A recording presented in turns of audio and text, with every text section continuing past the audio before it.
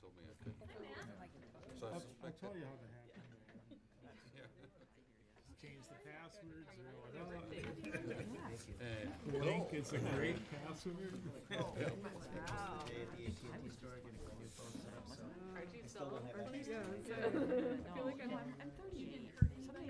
Use the password manager.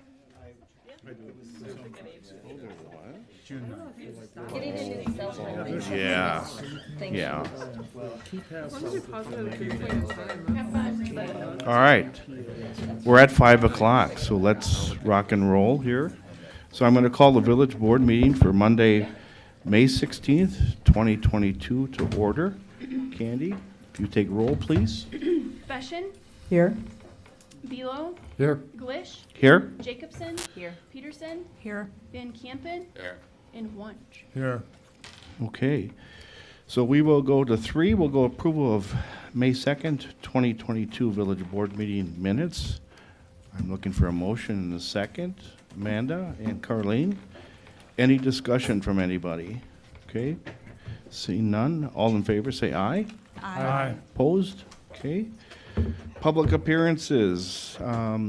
Martin's informed me that the Ellers folks might be caught in traffic coming from Milwaukee. Or is that- Yeah, so we're gonna go down, we'll go down to 4B and we'll come back up when they get here. So presentation from Patrick Lynn of Carlson Detman on employee compensation study. Welcome, Patrick. Good afternoon. What it is yet? So you just want me to jump right in? You bet. All right. Oh, I suppose you want me to be vocal here. So we got a project in front of you. I had the opportunity, I think, 2 weeks ago, give or take, I had the opportunity to speak with your department heads in terms of what's expected and to get this process kicked off. We'll get it kicked off with you tonight. I know there's some decisions we'll still need to figure out, and I'll point those out as we work our way through. But a lot of times, especially when organizations haven't gone through a process like this, I think it's helpful to just kind of lay out some of the questions we're gonna need to answer at the end of the project. So when we come back and ask you the questions, we're not gonna hit you with them blind, and this will give you some time to kind of think about some of those things that we bake into these projects. And just to kind of give an overview of what we're dealing with. Because I think a lot of what we deal with in dealing with compensation across the state and across the Midwest are a lot of the same things that you're dealing with. And so if nothing else, misery loves good company, right? I mean, so as we talk about this stuff, and I know this is significantly shorter than the presentation we delivered to department heads, so you're all welcome over here. But I think it is also important to talk about what this project is about and what it's not about. And, you know, because I think a lot of times there's some misconceptions of what we're trying to accomplish with this sort of thing. So one, we're looking at all the village's jobs, and so making certain that as we look at how jobs relate to one another within in the organization, and beginning to build that hierarchy from a pay structure standpoint. We're also going to look at the marketplace, and that's one of the tricky items we have in these projects nowadays, and so I'll pay a little attention to that tonight, because that's one of the decision areas. And then taking those two things, marrying them, and building a pay structure based on the marketplace, based on your internal hierarchy. But just importantly, what the project is not about is that we're not looking at how many given positions should be in any given department, whether it be a public works, police, or whatever. We do organizational analysis from time to time. That's not our bread and butter. There are other organizations that do that. What we have learned is if we try to do organizational analysis at the same time doing compensation, we'll never get a straight answer from a department, because then the focus is on, we need to focus on the department as opposed to the jobs, and that's just a natural human reaction. And so let's focus on the compensation, and it's not a performance review of an employee or a department. You know, that if it's the best employee you've ever seen, if it's the worst employee you've ever seen, that's not what we're looking at in this context. We're looking again at the content, we're looking at the market for that particular role, and making certain that we have this aligned. I think a lot of times employees, at least as the rumor mill starts churning at any time a project like this, is pay going to be cut? It's probably the easiest question to answer in this marketplace, is that there's not too many wage cuts going on anywhere. But even if it were a tough marketplace, that's not something that we typically recommend as a final result. I mean, there's other means of dealing with those sorts of situations. But again, we don't recommend wage cuts if that were indeed in the case. And so I think sometimes just even those first couple of things take a little bit of wind out of the sails of the gossip train, or however you want to describe it. But what we also know is that we're dealing in a pretty challenging work environment. And I can speak to this particular issue for days, but I think some of the things that we're seeing are things that we've seen for some time now, leading up to the pandemic, and then the pandemic just kind of pushed them downhill, and they got a full head of steam. And so the first thing being the labor supply. You know, that I started my career in the mid-90s, and since that time we've been talking about someday the baby boomers are going to retire. Baby boomers are retiring. And so we're beginning to see one of the largest generations, and I would say probably during the pandemic and coming out of it a little bit more rapidly than what we would have hoped. And that's been a challenge in terms of finding the labor supply. The scary thing is that Gen X is immediately on deck. You know, if you look at the Wisconsin retirement system eligibility rules, they're reaching eligibility this year or next, and we're going to begin to see that generation. Certainly, we're a much smaller group than that, but it's certainly going to begin to happen. And we're just not seeing the population growth that we need to. You know, there's lots of studies out there, and it's pretty sobering in terms of what that workforce of the future is going to look like in terms of having the number of people we need to fill those jobs. And with that comes different expectations. And I think the one thing that we've gotten really good at as a group of employers across the nation is looking at how different generations have different sets of expectations, and adapting to those has certainly placed a lot of pressure on us. Trying to keep the talent that we need in our communities, I think, has probably been on the minds and hearts of many councils and boards across the Midwest. And so trying to find, you know, our way through the changing demography, and because of all of that and because of many other reasons, we got a lot of pressures on wages. You know, if you harken back to even a little over a year ago, there was a lot of talk about a $15 an hour minimum wage is coming, and that kind of got caught up in the political tides. But the reality is the private sector has determined we're going to have a $15 an hour minimum wage in some way, shape, or form. You know, jobs that we might have measured 3-4 years ago at $12, $13, $14 an hour are now at $17, $18, $19 an hour. And so we're seeing a lot of change from that regard. We're seeing a lot of higher starting rates of pay. You know, you can't drive down a highway in today's world without seeing some company advertising their wages, plus a $2,000 sign-on bonus, plus this, plus that. And so again, we're seeing a lot of wage pressure going on in the marketplace. And then COVID hits, and all those things were happening before COVID, and then COVID hits, and I'm a recovering public sector HR director, and for the first 19 years of my career, I spent 19 years saying, no, we can't go remote, we just simply can't do it, we're a people-oriented business. COVID hits, and we kind of proved ourselves wrong. You know, I think there are many occupations where we can look at it and say, yep, that work, maybe not that job, but at least that component of the work can be done remotely. And so the pressure we have as employers, especially public sector employers, is that so much of our work is people-oriented and customer-facing that it's hard to say, yep, we've got all sorts of remote jobs. The question is, well, are there portions of remote jobs that we can look at? Or I'm hearing, we've had no one make decisions as this, but I guarantee you it's going to be an ongoing conversation, which is, do we pay people more money if they actually come on site to work as opposed if they're working remotely? You know, we hear it a lot in terms of if I'm working in Fresno, California versus Laramie, Wyoming, there's a pay differential for different companies, but the pay differentials versus working on site. We've seen some communities after the residency requirements of about 10, 15 years ago say, we'll pay people more if they want to live in our community. That's a different conversation, but I would fully suspect that that's going to be something that's going to evolve as time goes on in terms of that after effect of, is there a premium for being on site with an employer? And then again, another item that had kind of pushed its way to the forefront and has really gained a head of steam is this notion of, you know, the social issues that come with the pay programs. You know, gender and racial equity as it relates to pay is incredibly important. A thing I pat ourselves on the back, and I think a lot of my colleagues in the compensation consulting world, is that we think we've got that kind of figured out, that we've got systems that don't use those as, and nor should they. In fact, it's illegal to take those things into consideration. Transparency is something the public sector has baked into it. I mean, that's one of the, you know, as much as sometimes the public sector can be frustrating in terms of the openness, that's also one of the benefits of working with the public sectors is the openness that occurs with that. And then the other piece, and I think we're seeing a lot of this as people have termed the Great Resignation, is that people are looking for work with purpose and meaning.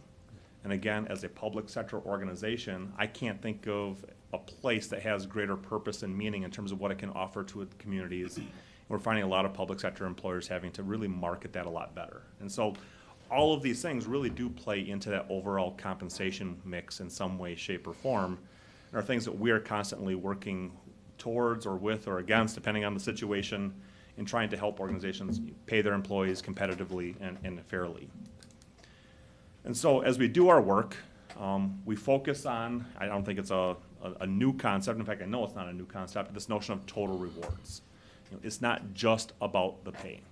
The pay is important, and if you dig into a lot of the research, that organizations that pay competitively don't need to be at the top if these other facets are in place. And so when we look at that, you know, whether it is our model, World at Work, which is our professional association for total rewards, they have their own model, very similar. Other consulting houses have their own, but compensation benefits in this notion of the employee experience.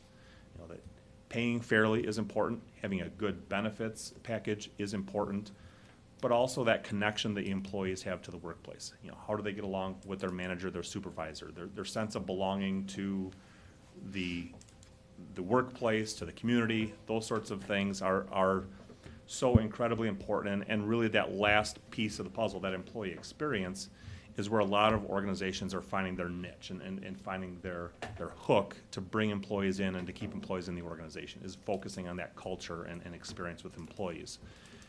But for this particular project, our first focus is on that first segment, the compensation. Internal equity, how do positions compare to one another, external competitiveness, and then bringing them together using a formal system that really, even though the results vary from client to client, the process doesn't, which kind of gives us, again, some consistency in terms of how we approach things. As it relates to your project, you know, we kind of break it up. I wish it was as nice and sequential as the slide implies. You know, there's sometimes things that we take out of order or at the same time. But, you know, sitting here, you know, in the initial set of meetings, framing the expectations, kind of building the underlying knowledge base that's needed to begin to finish this. And we'll talk about this in a moment, but, you know, job documentation, and that's why we kicked it off earlier, is to begin to get the job documentation completed, that we can make the appropriate analysis, and at the same time collecting the appropriate market data. We'll evaluate those jobs, and then about halfway through the process, and when I say halfway, that's a unofficial, inartful measurement, but about halfway through the process, we will come back and meet with the department managers to talk about their jobs and what questions we have that maybe we didn't see in the job documentation, or we saw something that didn't make sense, and so we can, you know, get those ironed out before we make our final recommendations. About 2/3 of the way through the process is when we finally come back here and say, here's what we see. Are we headed in the right direction? Here's what we might recommend. And the only reason that process or that set of questions happens so late in the process is all but impossible to ask an elected body where they want to go with their compensation structure until I can tell them where they are. And so for us, having the jobs evaluated, market data collected, and all of that analysis that's leading up to that point, you know, having these sorts of questions are helpful, so again, you can at least begin thinking about what we need to talk about, but that's why it takes a little bit of time to get there. Once we have that initial, or that follow-up meeting with you to kind of say, here's where we're going, it might come back and say we're perfectly on track, don't need to change a thing. It doesn't often happen. It's usually, can we look at this, can we tweak that, and then come back with the final set of recommendations. And then once the final set of recommendations are adopted, we have what we call our appeals process, or the classification review. The dotting of our I's, crossing of our T's, and we'll talk a little bit about this at the end, but the question I always get is, well, why do we have an appeals process, and why does it have to wait until there's something adopted? And I think the term appeals, I think, sets the stage for that. It's just like the court system. It's impossible to appeal on a court decision until you've got a final adjudication. Same thing here. It's kind of hard to appeal a classification decision until we know what that classification system looks like. But if we were working on a private sector project, an appeal wouldn't exist most of the time, because 99 times out of 100, the employees don't even know that we're on site, let alone that we're doing a compensation structure. The public sector, everybody knows what's going on. everybody knows the final results, and so it's that, again, it's that last point of validation to try to get everything rated correctly and in place correctly in that final attempt for as perfect a product as possible. And so for us to get there, starting with that job documentation piece, and we layer it, and so that foundation being job documentation.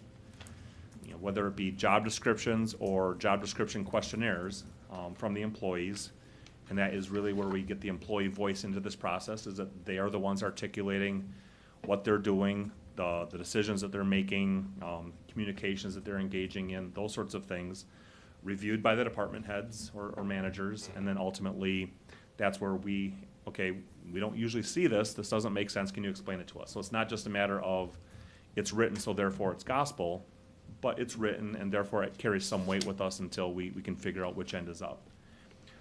Once we get that job documentation, we can begin forming some opinions pretty quickly.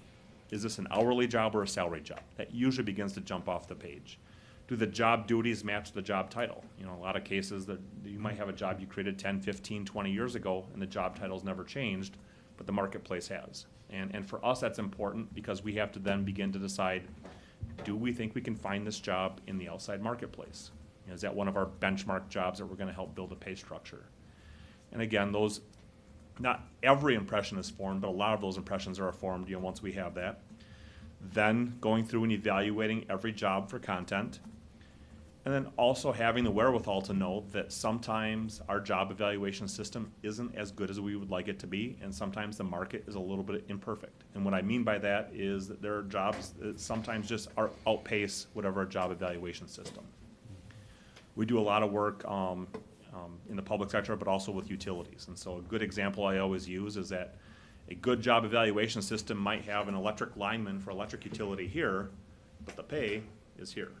If we're not honoring what the marketplace is doing, and if it's that far misaligned, we have to look at what the marketplace is doing over what our job evaluation system would dictate. Another one that we're quite commonly dealing with are, in the public safety world, the compression that exists as you move from officer to detective to sergeant to lieutenant. At some point along the way, overtime is lost, and at some point along the way, organizations, unless you're completely different than anyone else I've ever dealt with, ask the question, are people actually going to promote up to that higher level classification as they lose their overtime eligibility? And it's usually not just a loss of overtime. The hours don't go down. It's just the overtime pay does. And that's usually where one of the hooks comes in that we have to solve for. So we talk about everything being nice and neat until we get to that top rung of the staircase here.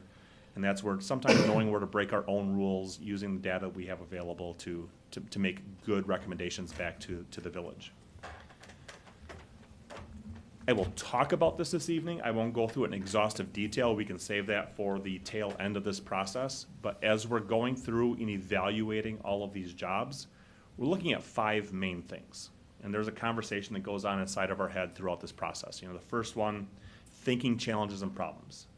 Then we look at the decisions that the employee is making, then the interactions that they're engaged in on a regular basis, as well as the work environment and education. And so I run through it quickly here so I can speak about it a little bit more detail in this particular example, is that the conversation, I would say those first 3 main points are a conversation that goes through our head over and over and over again for each and every job.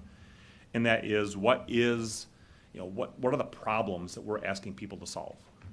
Are they complex? Are they relatively easy? And every single one of our rating criteria has a continuum or a spectrum, you know, from 1 to 7, A to B, or I'm sorry, A to G, or you know, that there's multiple levels that we can evaluate each job on. So on the thinking challenges, what's the complexity? But then how much depth of thought are we asking people to engage in to resolve those issues on a regular basis? Again, some issues or some jobs might be, if this happens, I don't have a choice. I got to do this. And some might be, I've never seen, and the problems I get, they've never existed before, and I have to dig into them and resolve them on a regular basis. And so again, that's a different level of complexity. On the decisions, we break it down into 3 criteria, and we're looking at, you know, again, what is the freedom? How much latitude do employees have to make decisions? Is there someone right there that can make a decision on their behalf if needed? Or am I kind of out there on my own, making decisions? Over what slice of the organization are you empowering them to make decisions? Is it their job? They make decisions for their department, multiple departments, or are they making decisions on behalf of the entire organization? As you can imagine, as I kind of lay out these spectrums, that there's, everything usually fits kind of in the middle, and it's rare to find somebody on either end, but there are positions that certainly fit. And then we ask, what's their role in that decision-making process? Are they contributing, just providing information? Are they expected to raise their hand when appropriate? Do they have a vote in that final decision, or are they the final decision maker? And then with the interactions and communications, we're looking at, again, the context of those communications inside and outside the organization, what's going on, and what's the end result, and what's the impact on the flow of information or data or those sorts of things, and the impact on that.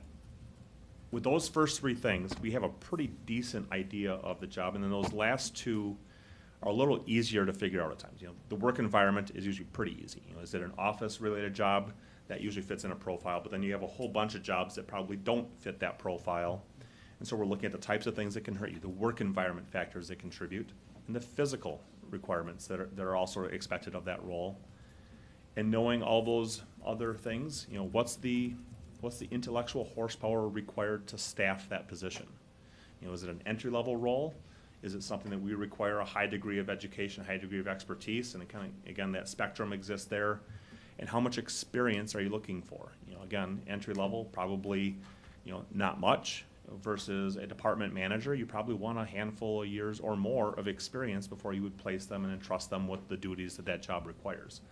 And so with all of those things, ultimately, it turns out to a whole bunch of alphabet and letter soup that means something to us. So if I look at this, I'm just looking at that supervisory role. If I go down that formal preparation experience, it says 6D for preparation and experience.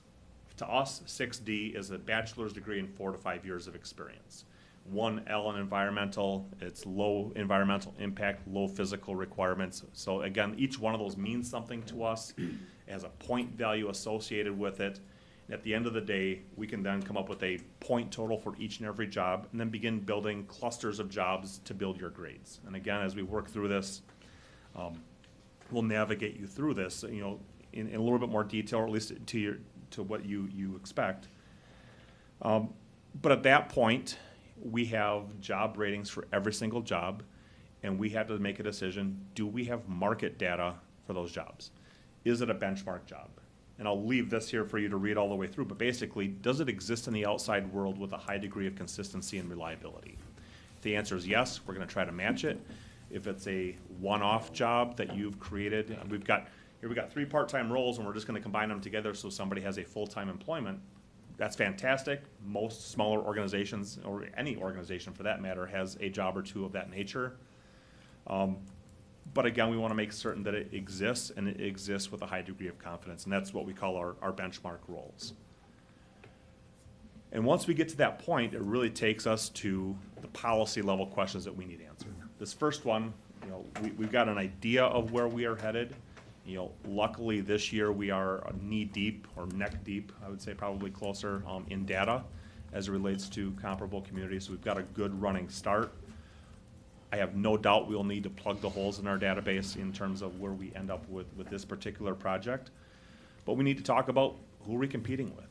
And I think for such a long time, we've engaged in the conversation on what is that comparable marketplace? Who is like us? We're sitting here at 10,000 population, give or take. What are other 10,000, maybe 7,000, maybe 13,000, but who are other communities that we want to compare to and try to keep up with from a pay standpoint? But what we've also found is that the competitive marketplace is probably equally important. That who's not like us, but who's stealing our talent, or do we want to steal talent from? Probably the elephant in the room would be City of Madison. That probably not every role is an ideal match for the types of roles that you have here at the village, but I would say that especially for a lot of your entry level, your hourly roles, I think are pretty important as it relates to maintaining a competitive balance. Does it mean you go dollar for dollar? I guess someone's trying to cut me off already. Do you try to go dollar for dollar, or is it a matter of do you try to find that fit in the marketplace where your pay stands? And I think ultimately, as we work our way through this, we can show you as it relates to the impact that, say, an organization like Madison. You know, you've got other communities who aren't all that far away either that, you know, certainly have a draw. The Janesvilles of the world would be another one that comes to mind, as well as some more local communities that, you know, the Middletons and Sun Prairies that are a little bit larger, but probably are very much in your marketplace as it relates to talent. And as we wind through this process, you know, we have to have a high degree of confidence in the model that we're using. Are we using the right surveys? Are we using the right cuts from that survey in terms of, are we looking at all data? Are we looking at, you know, organizations with less than 100 employees or a certain revenue source or those sorts of things? Are we accounting for the outliers in the data? Because outliers exist, and making certain that we're not letting an organization influence too much high or low. You know, I've not heard anything from any organization, especially recently, that, hey, this is a race to the bottom, but it's also not a race to the top. And so it's that, let's make certain that we have a good, solid marketplace, the benchmark jobs, making certain that we've got adequate review and input from the management team in terms of what we're looking at. And so with all of that in mind, giving you a final recommendation that is reflective of a marketplace that you are comfortable with, because ultimately, at the end of the day, you're the ones that have to adopt and sign your names to it. I know we've worked with a tentative list thus far. I know, you know, there was some deep interest in making certain that there's a comfort level with the department heads. There's also a comfort level with the village board in terms of who we're selecting. So I would expect over the course of the next few weeks that we get that ironed out. So when it comes time to deliver, we make certain that we have all the data for you. So again, I want to make certain that we're staying relatively close to home. You know, that's one of the nice things. You know, we've got several projects kind of in the greater Madison, greater Milwaukee, greater Appleton areas. And the reason why I say that is that you've got a wealth of comparison communities where, as opposed, if I were to go, say, far northern Wisconsin, the ability to make comparisons gets much, much harder to make. So again, having, you know, a number of communities of similar size, similar structure is a benefit in this particular environment. The other thing that we'll need to figure out, and this is, I would say that 2/3 of the way through the project types of conversations, is where do you want to be in the marketplace? And that's, again, why me coming back to you and say, where do you want to be? I can't tell you where you want to be unless you know where you are. But at the same time, this used to be an autopilot conversation. And I think in the long term, I think it still is, but organizations, you know, for years, and in fact, World at Work does a survey every 2 years, I think it is, in terms of pay practices and how do organizations build their pay structure. And this, especially if I look at that top line, almost 80% of organizations build their pay structure on the median market, which means half of the organizations are going to pay more than you, but half are also going to pay less. It's that Goldilocks approach. You're finding the spot that's in that nice, comfortable middle of the marketplace. Up until about a year and a half, 2 years ago. And now what we're seeing is organizations positioning themselves, saying, do we need to be a little bit more aggressive in that marketplace? I don't know the answer to that until we get there. I have one client right now who we're working with, and when the results came back, based on the 50th percentile, they are dead on the market. It couldn't be any more on the market, but their response is, we are still very challenged in terms of finding employees. We got some solutions we can work with to try to put them in a more aggressive standpoint to be able to compete. And I've got another one where they're about 15% behind the market today, and just getting to the median is going to be a heavy lift. So again, we can't make those recommendations until we have a degree of confidence of where we stand. And as much as I would love this to be an autopilot, let's just peg it at the 50th percentile. I think we just, like I said, every project we have, we hold out that judgment and hold out those recommendations until we know.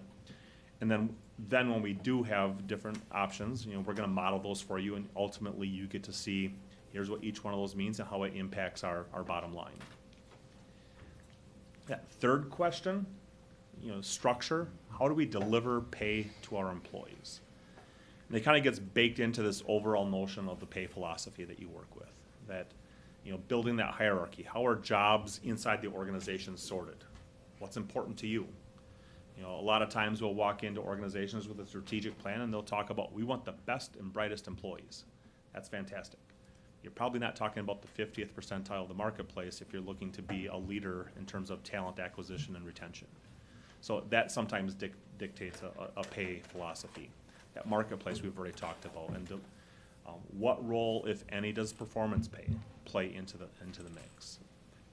I know one of the things that we oftentimes get engaged with councils and boards is that we want, we strongly believe and hold on to, and by the way, this presentation's available. I felt it was easier to deliver it first and then provide it with the context, as I see a couple people writing notes here. But the question for performance-based pay really comes back to what is the quality and consistency of your performance evaluations today? If the answer is, well, we're really not doing them today, that's one problem. Or we have an issue with consistency, we have an issue with timeliness. So a lot of times what we will hear organizations say is we really want pay for performance. And if it's not ready yet, I mean, it's not a forever decision, here's a plan, but get really good at evaluating employees first. Get really good at paying employees. Have a competitive structure where employees, if they contribute, they can move through that structure. And then if the decision is at some point down the road to marry those two together, that's great. It's in terms of the calculations and the math that goes on, it's really not that much work. But as it relates to the performance piece, it puts a lot of pressure on an organization. Our private sector clients, most of them have pay for performance systems, but the beauty of those sorts of systems is that almost nobody knows somebody else's performance rating. In the public sector, people might not know the actual performance review, but by the amount that their pay is increased, it is clear as day in terms of where they're placed, and that just sometimes causes a rub inside the organization. I'm not saying you should or shouldn't, I just know that there's a lot of times some thresholds that have to be crossed to be able to get there. We talk about compliance, making certain that we've got that lined up as also a plan to review. And certainly this is not one of those, whether it's a pay philosophy or a pay structure, it's not one of those things that you set and then put on a shelf and let it collect dust. It's something that you're talking about on a very regular basis, or at least should be. Are we able to recruit? Are we able to retain? Are we having people who have some degree of satisfaction with the system? Is it understandable? So making certain that those things are reviewed on a regular and ongoing basis. And in making that design, some of the things, and some of these we've already talked about, how do employees move? Is it based on merely tenure, or is it based on performance, which we also have listed in here? Having the internal hierarchy and the compression and market, we've already talked about how we need to look at that. Some organizations, we need to look at more than one pay structure for that organization. The preferred route is almost always a uniform structure that one size fits all. It doesn't always work out that way. Smaller organizations, it's probably a greater likelihood you would have one, but again, I'll let the data kind of lead me that direction. I have yet to have a pay structure with anyone other than a utility that budget isn't an issue. That budget is always an issue with what we're dealing with. We talked about performance and some of those other matters, and we get down to it. There's really only 4 options. Now, there's 1,000,001 options within those 4 options in terms of how you build those structures, but either you're going to have a single rate of pay. Our rate of pay for this job is $25 an hour. Doesn't matter if you've been here 20 minutes or 20 years, that's the rate of pay. That puts a ton of pressure on an organization to keep pace with the marketplace. If you're off by even a little bit, that you're going to know it pretty quickly, and you're going to have to make those adjustments on the fly. Where the rest, at least with the range of pay, there's some margin for error. If you're 5% off the market, you've got some room even within that pay structure to account for that and to elevate employees if needed. But the first, or the second and third option that I have up there, the green and the purple, are the core models that we typically work from. Either a step-based model, the tried and true that we've seen around forever and ever, a little bit more compact. It's a little bit more regular in terms of the increases, but most public sector organizations go down that path for all of the reasons that we discussed just a moment ago. In fact, I remembered as I was talking here, back in October 2016, I know our firm wrote a brief article for the Municipality magazine, about the challenges of pay for performance in the public sector. And I mean, those challenges 6 years later, they still ring true, and I think there are just a few more as it relates to funding and those sorts of things. But performance-based, you know, that it's a little bit more wide, especially at the top end. You're offering more pay as a reward for greater performance. And when it works, it truly works. But again, it's really for those organizations who know what they want to be, what meets expectations truly means, and having the discipline to differentiate between average and exemplary employees. And again, that can turn into a challenge for a lot of organizations. So there's some core models that we have available that we can work with. And that fourth question, and this is almost always where the rubber hits the road, especially from the governing body standpoint, is how do we afford this? How do we implement this structure? And again, as I alluded to, budget is almost always an issue. How do we squeeze in as much as we can with as little as we have, is usually the conversation that we're dealing with. And I think one of the challenges in a conversation I find myself having again and again and again with a lot of the public sector entities is that with the market moving the way it is, that for decades, maybe that's an exaggeration, I don't think that it is, that we've talked about priorities of infrastructure, of our capital improvement projects, whether it be trucks or roads or streets or what have you. Right now, we're in that era. One of those areas of priority is probably to talent. You know, that how do we keep what we have? How do we bring in the new talent that we need to manage these programs? And that might be at the expense of other decisions, and which really puts you as a governing body in an unenviable position. There are a lot of tough decisions that are going to be made across the state as it relates to how do we manage this need for pay versus this need for these other things that we've got going on. And it's repeating itself over and over and over again as we look at CPI sitting there at 8%, and you know, certainly employee expectations have a certain level when we see CPI spike, but we also know that fuel, rolled salt, and every other paper, pens, you name it, are increasing in cost. And maybe not just at the rate of 8%, it could be 10, 15, 20% in some instances. You know, I know I've seen a couple schools pass recent referenda, and all of a sudden what they thought was going to be enough for their project isn't enough for their project just because of inflation alone. So the budget is certainly an issue. What we are always dealing with is this notion of fairness. I can control a lot of things, I cannot control happiness. I've learned that the hard way and too many times over, but I think I have some control over what's fair and what's equitable. And I think organizations can find that pathway to doing something that's fair and balancing it off of, we know that not everyone's going to be happy, but at the end of the day that we've tried to be as fair as humanly possible in whatever recommendations come forward. And the reason why I say that is those next two, the size of the increase and the length of service, are oftentimes barriers in terms of what we're trying to deal with. And probably on opposite ends of the equation. You know, with the size of the increase, you know, depending on the type of structure you adopt, you might say, we're gonna implement based on the step, if we adopt a step program that provides an increase in pay. And when we say that, it could mean my rate of pay today is $25 an hour. The new step, the next step in the new system that provides me an increase could be $25.01. It could be a penny. I don't like that. And again, everything I argue, I can walk over to the other side of the table and I can make the counter argument against. I mean, it happens time and time again. In many of those cases, that short-term frustration is balanced off by the long-term gain, where yes, this short-term implementation might be less than what you would like, but long-term you have the ability to make $2,000, $3,000, $4,000, $5,000 more than you would have ever had under an old system. There's that balancing act. Length of service is oftentimes the biggest barrier. That as much as I would love to be able to say, you've been here 15 years, you will be at the spot in the new structure that recognizes 15 years of service.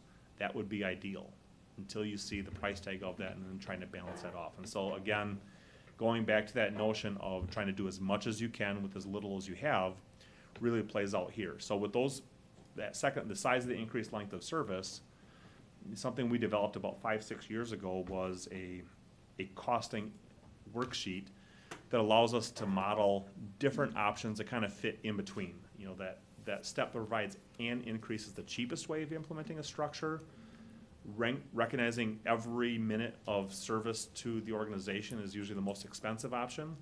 We've got some models to help bridge that gap and find some middle measures in between. And so we'll work with the village as we wind this process down to figure out what do you have to spend and how do you do this in as fair a manner as possible. But I also find it important at this point to say, you know, as we wind down, you know, what all we ever do, we're kind of like attorneys in the matter that all we ever do is make recommendations. Whether or not you follow them, if you choose not to follow them, you keep us in business a little bit longer. If you do, you know, certainly, you know, hopefully you have a plan that has a shelf life. But when you start talking about exceptions, invariably I'll have departments or other members say, you know what, thank you for your recommendations. We'll come back and we'll reconvene, you know, a couple months from now, and we'll make some exceptions as we feel needed. Entirely, you're right. Completely, you're right. That there's always that slippery slope when doing so. That if you're gonna make an exception for one department, having the plan in place that if someone else comes in with the same argument, you better be prepared to make that argument or that same exception, or there will be trouble to try to address it. So again, I just gotta put that plug in there in terms of what we're trying to wrestle with here. So as we wind down, I already talked about this a little bit, and as we bring the project to a close, I have another slide that I'll introduce into here, but at least for today, you know, the question I would frequently get from councils or boards is, well, if we're gonna have an appeals process, are they just going to undermine all the decisions that we made? And the answer is absolutely not. The first thing is that the appeal is meant to determine, is the grade placement correct? So if we said this job should be in grade C, employee disagrees and says, I think I should be in grade D or E or whatever that should be, we'll take a look at that. There's certainly a set of confined criteria that we use to kind of narrow the scope of those appeals, but it is making sure that lines up appropriately. It is allowing for that dotting of the I's, crossing of the T's. Sometimes if there's, we might get job documentation that is not abundantly clear, that we need to kind of dig into a little bit more deeply. Or sometimes jobs might have evolved during the course of the study. It's pretty rare that I have a project where I don't get a call from a manager or department head saying, yeah, that job documentation I sent you a month ago, somebody retired and we're shuffling the deck chairs around, we're gonna recalibrate the duties. And we might get late enough in the process where we say we have to deal with that on appeal because we've already given information to the board, and so it's kind of confusing to make changes on the fly. But I think it's equally important to talk about what it's not. Is that one, there are a number of policy level decisions. Who are we comparing to? The implementation strategy, those sorts of things, those need to be policy level decisions of the board. And so making sure we're putting safeguards around that. I will from time to time get, yeah, okay, that grade is just fine for this employee, but they're a rock star. Can't we put them at a higher step? And again, as I talked about before, this is not a performance evaluation of an individual employee. That I hope every single one of your employees are rock stars, and you have that problem that you have to wrestle with in terms of how do we get them up into their pay structure. But again, I have to keep my focus on in terms of what the process is and what it is not. And then that, not the last piece, but the one I want to touch on here is that the step placement is not something that's appealable. So let's say, for example, you adopted and said, we're going to put employees on the step that provides an increase, that cheapest option available. That's a policy decision. And that's probably the decision that made you collectively comfortable with adopting that structure. That if that step placement implementation was subject to appeal, what I came in, I'm using fake numbers here, so please don't write them down. If I said it's going to cost you $200,000 to implement, and all of a sudden the step placement was appealable and it turns into $400,000, it probably would never work again. I mean, if that project varies that much. One of the things that works with this, so say for example, I don't want to go too in the weeds here, but I think I need it's a little bit of explanation. I have an employee who says, I think I should be at a grade D instead of a grade C. We go back through and say, you know what, we agree with you. You know, the information we received as we went back through, they might have been implemented at a grade C, step 4. But the way that new grade, the step provides an increase, might be grade D, step 3. And so it might only be a change of 10, 15 cents instead of the full length of movement. So again, there's some nuances there. So the actual long-term cost has indeed increased. The short-term implementation cost probably doesn't vary all that much in terms of the cost impact of implementation. So that's why when I look at this as an appeals process, I think it's a useful process in the public sector and doesn't carry the immediate weight of a huge impact on the bottom line in terms of any recommendations that we've made. And ultimately, the village board retains the jurisdiction to approve or deny those requests. So, much to your pleasure, I suppose, as I wind this down, those first 3 bullet points I think are kind of on the main concerns of the employees. I think everything is a concern, but the being equitable. Are we being fair? Are we treating like positions or even different positions but performing at a similar level? Are we treating them equitably? And I think we can answer that usually with a strong yes. Are we being competitive? And are we able to recruit, retain, move people through, hopefully limit the watchful eye to what other people are doing and then they want to stay with the organization? And is it supportive, whether it be through performance, and again, if you go down that path, or even if my job duties change, if, again, that person retires or leaves and you decide to reallocate duties, having an employee step up and say, yep, I'll take care of that, going back through and re-evaluating that job for content and placing it in a different grade. And again, that's a service we offer to our clients. So again, those 3 things I think are first and foremost on the minds of employees. These last 3, I think, are usually first and foremost on the minds of our management teams, our councils, our boards. But I would also argue the first 3 are equally important to the councils and boards we work with, is that one, is it affordable? And I break these 2 apart with a little bit of a nuance, that can we find the money to do the initial implementation? That's usually the easy part of all of this. Easy, relatively speaking. Let's be that. I think in terms of implementation, the one-time hit is more easily adjusted to than the sustainability. What about years 2, 3, 4, and 5 and beyond? Can we afford that? And so that sustainability is where the challenge usually comes in terms of how do we plan for our budget dollars to be spent, in those out years and still be able to maintain the services that we're trying to offer to our citizens. And if all of those things are, that you feel comfortable with, hopefully it's something that is able to be adopted by the village board. So from that perspective, as we sit here in the months of April and May collecting job documentation, our goal is to go a lot more quickly than what I'm showing on the screen here. And that is, June, July, August, analyzing the jobs, looking at the market matches, those sorts of things, and then coming back in the latter, or the early, I'd say latter half. So August, September, I think is realistic to be winding this down with at least initial recommendations. The worst possible case scenario, as we talked about this, is you would have a really good idea of what to expect from a budgetary standpoint as you gain a full head of steam in your budget process. So I've talked a lot. Happy to answer any questions that you have this evening. If you don't have any and they come up after the fact, Martin will be more than happy to route those questions my way as they come into him. But I look forward to this. Yeah. Any comments or questions for Patrick? Great presentation. Yeah, thank you, Patrick. Okay. All right. I get to go home. You get to go home. All right, thank you. All right, we'll go back up to 4A. I think Brian is here. Brian made it. So 4A is Water and Sewage System Revenue Bonds, Series 2022B. And Brian's going to give us a presentation on from Ellers, pre-sale report of $1,750,000 water and sewage system revenue bonds, right? Yep. Okay, you're on, Brian. All righty. Thank you so much for having me. I apologize for the tardiness. Ran into a little bit of traffic close to home, which usually doesn't happen. It's usually the Beltline by you guys. So that said, you all have this packet, I presume. And I'm just going to quickly run through it. You guys just went through the general obligation process with Dave from our office.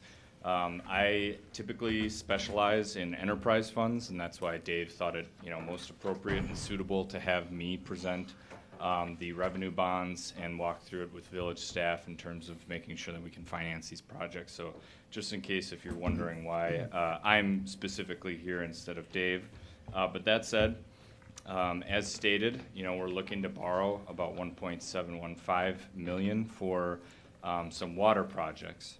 And now the first and kind of most important thing that I'm going to get into is that we're ultimately recommending that you do a pledge of these not on a general obligation basis, but on a revenue basis. So there you're pledging revenue streams of a certain form, in this case the enterprise funds. You have the option, since you don't have any outstanding debt, to do so singularly on the water fund or sewer fund or on a combined basis. So ultimately, we made the recommendation to do so on a combined basis with staff because, one, it looks more attractive when you can use the revenues of both. Ultimately, you have what's more coverage, revenues above your debt service. And two, that provides you that flexibility in future years should you have water and sewer projects to just issue once instead of issuing twice. So you save on cost of issuance. You realize some economies. Again, typically you see those higher coverage ratios, and I'll go into an example of what that looks like on paper. But just kind of understanding here that the pledge is of the revenues of the system and not on the taxes. So ultimately, if for whatever reason, and this isn't in the plan, but your revenues dip, you would have to increase those revenues or at least prove that you're doing something, increase or decrease expenses, in order to get back on the coverage train. So with that said, the kind of on the first page of this executive summary, a key features of this, we're looking to issue for a term of 13 years. So that puts you at principal in May 1, 2023 through 2035. The May 1 date's important because the state DNR program, Environmental Improvement Funds, those work on a May 1 cycle. So if you ever are issuing revenue bonds again, and you have to use that or want to use that state program, they have to be on a May 1, so this way you can be on parity just in case you happen to use that program. So very, very common for Wisconsin utilities to issue revenue bonds on a May 1, 11/1 payment schedule. That said, we also are going to provide this with subject to prepayment, so that gives you flexibility. However, we're in a rising interest rate environment. You certainly want that flexibility to prepay, even if it's with cash in the future. So I just kind of wanted to identify a few of those things. Since you aren't issuing more than 10 million, Dave kind of walked through this on the GEO side as well, but same applies. These are bank qualified. It broadens the market to who can purchase these bonds. And then the rating, while this particular issue may not be attractive due to kind of the cost benefit analysis and still being in a lower interest rate environment, that non-rated debt will sell at a low interest rate. This is something that we would certainly explore into the future if you have bigger issuances, and that difference over time is widened. So even if you had a longer issue as well and lower interest rates over time provided a bigger savings, so issue by issue we'll be examining this to see whether or not it makes sense to get rated. I thought the margins were too slim here to kind of make it worth the while to get the rating in as well as additional staff time. So there's a cost to the rating agency, but there's also a cost pulling staff away from other things to prepare for that rating call as well. So obviously they're well knowledge to get through that on the GEO side. It's just more or less we have small margins here when you crunch the numbers, and that's shown in Appendix A. Basically, our recommendation for this is because, one, we can preserve the general obligation debt capacity. You have the coverage and the financials to prove that it makes sense to do so. And ultimately, this is part of your capital improvement plan to issue debt for it. This is part of the financial management plan that we've undertaken to issue a debt instrument like this. So we're more or less following those plans.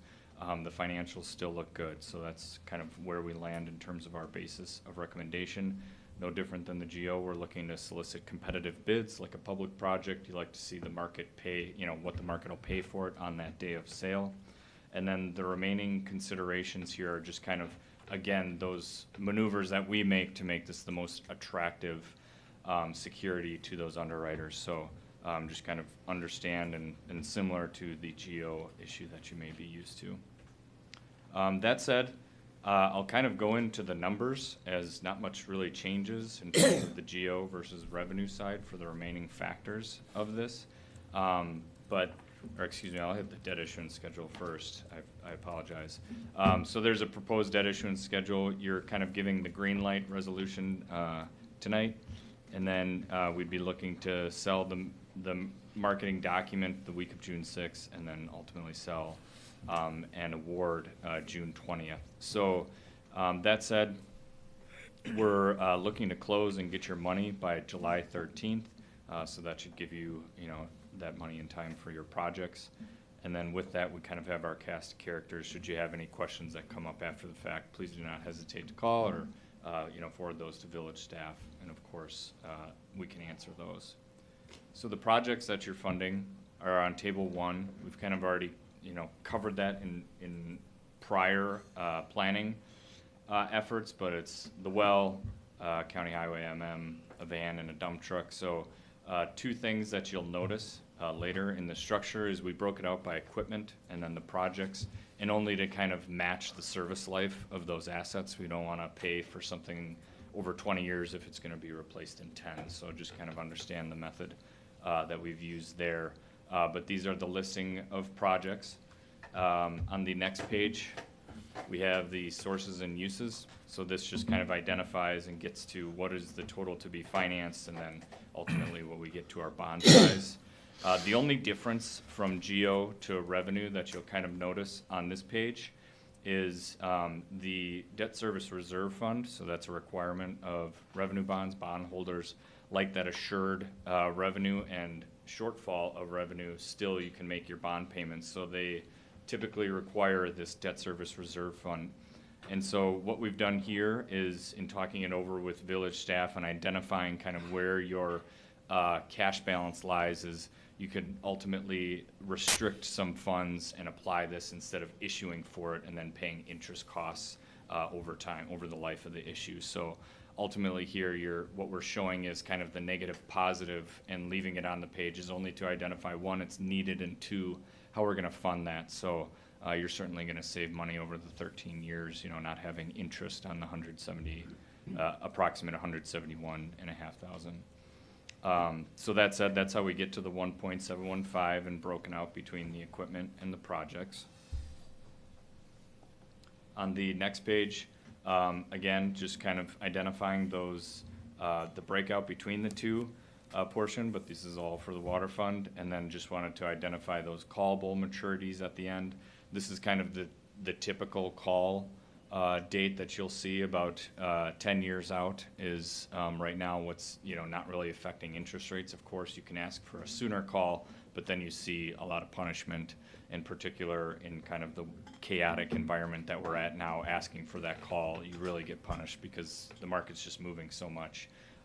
Investors want that fixed income. That's the attractive part of municipal bonds and tax-exempt bonds. So just kind of understand we're more or less going status quo there so that we don't get punished with interest rates, but still provide that flexibility in future years to prepay that debt. And then the next 2 pages, you're going to hear over time and probably saw in our financial management plan that we like to look at debt coverage when it comes to the enterprise funds on 2 bases. One's called all-in, and then the next is going to be your revenue bond covenant, or just revenue debt coverage, often referred to.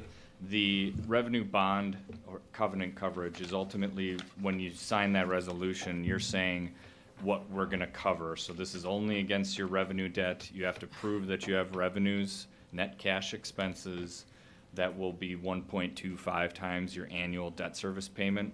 And so the transparency of that only comes in at audit time. So just kind of understand what bondholders will be looking to. If you ever come short of that, you then have to disclose that to that kind of clearinghouse, which is the EMA website, that identifies, hey, we didn't make our coverage. So the goal is never to do that, of course. You want to make sure you make all of your covenants.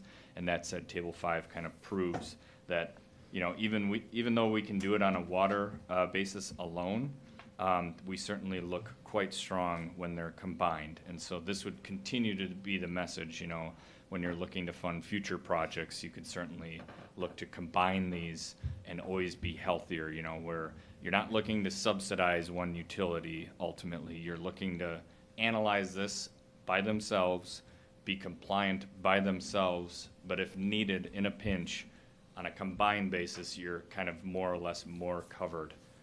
So ultimately kind of the method there. The table prior to this, what's all in coverage is ultimately like, how are we performing? Can we pay for our debt service? So that's all of your debt. So you have some general obligation debt for both of the utilities, and then kind of identifying how do we look on that basis as well. But by no means are you covenanting to this. It's only saying, how are we performing? So if you're wondering, water does look thinner here.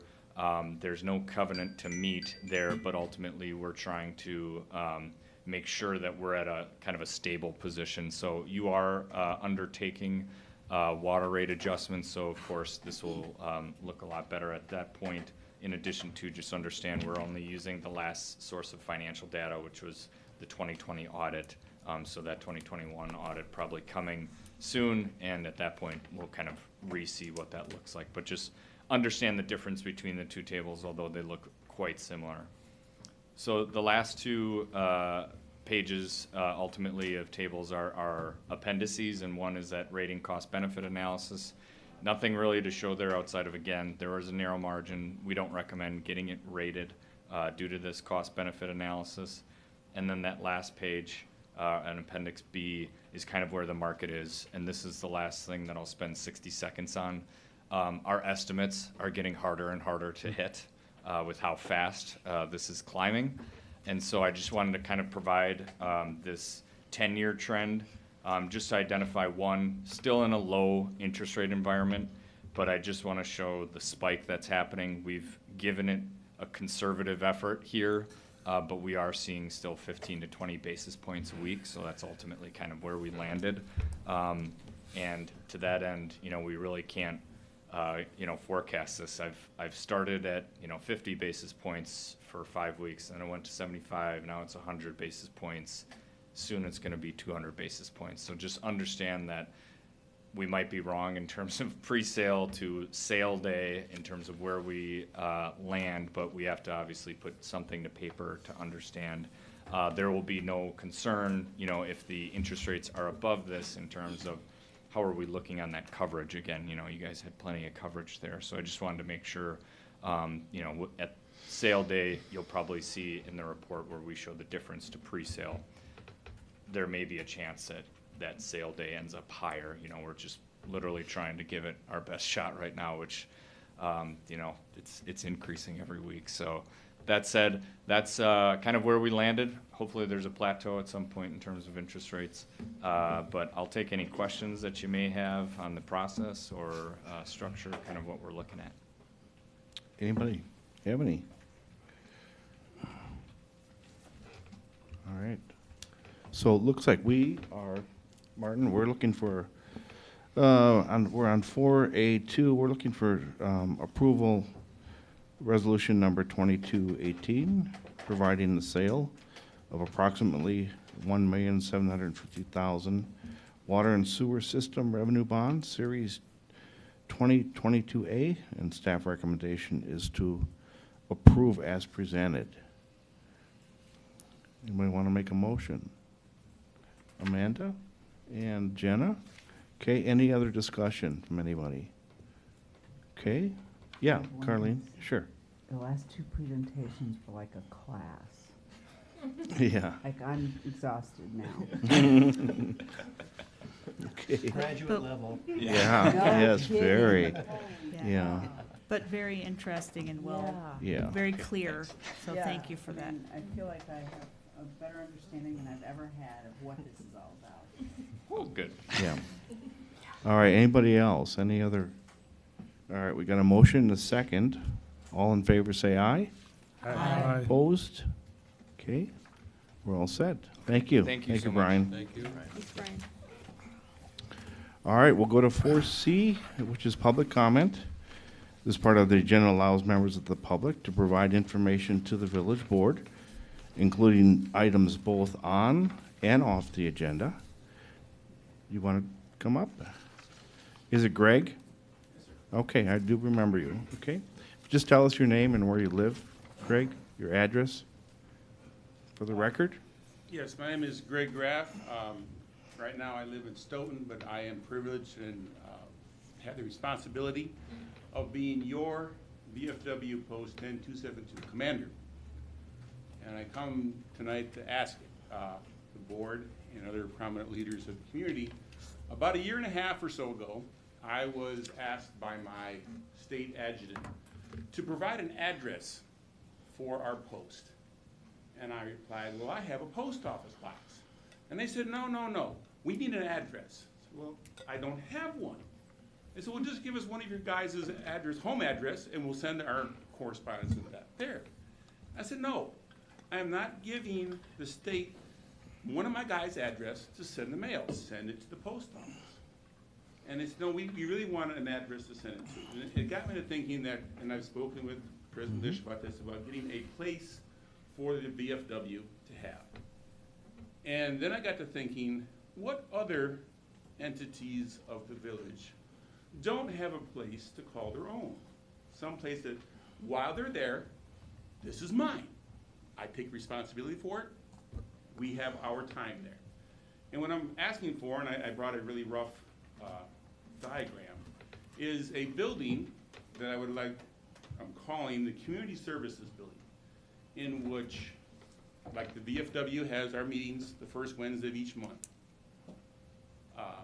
And that's ours for the night. We clean it up, we take care of it. I have, like, again on the diagram, an office that, again, some of the gentlemen in the VFW post have our history in their basements. This should not happen because we need to have a space for it. I play in the Oregon band. The band rehearses in the junior high school. They have expressed interest that we'd rather not, tolerate it, but they'd rather not have us there. The Boy Scouts meet, one of the Boy Scouts meets at the Lutheran church, the other Boy Scouts meet at the Catholic church. The Lutheran church has said, it's nice, but we'd rather not. Your Cub Scouts meet at RCI. Nice, but we'd rather not. Girl Scouts, FFA, 4-H, Rotary Club, Lions Club don't have spaces for their meetings. What I'm asking for, and hopefully get thinking about it, the Community Services Building. And there'd be a scheduler for these entities. They would make a calendar and that for it. And again, like Boy Scouts have, say, first Monday or first and third Mondays of the month. Girl Scouts have Thursdays, whatever. And whatever entities are using that building, they're responsible for it. And with this, if they have an address, the mail comes there. So me being the VFW commander, I come in, I open the box, these are these mails. And each one of the offices have a little mail slot. I walk around, I distribute the mail. Be responsible, be adult about it. The nights that it's not used, weekends that it's not used, birthday parties, graduation parties, family reunions, bridal showers, things like that. Have a bingo night. You want to have revenue? Bingo night with the space that I have listed or shown on here. Bring revenue into the village. And in it I have this kitchen, bar, grill, something like that, that whatever, if you want to have your family get together, hire a bartender. They bring in their stuff, they use thing. If you want to clean up, fine. If you don't want to clean up, we hire an entity. You pay for the entity, the people who are scheduling, pay for the entity to come in and clean up to a set standard. But I'm really glad that we redid the youth center because the old one, nasty. The new one's great. But all these entities provide services for the community.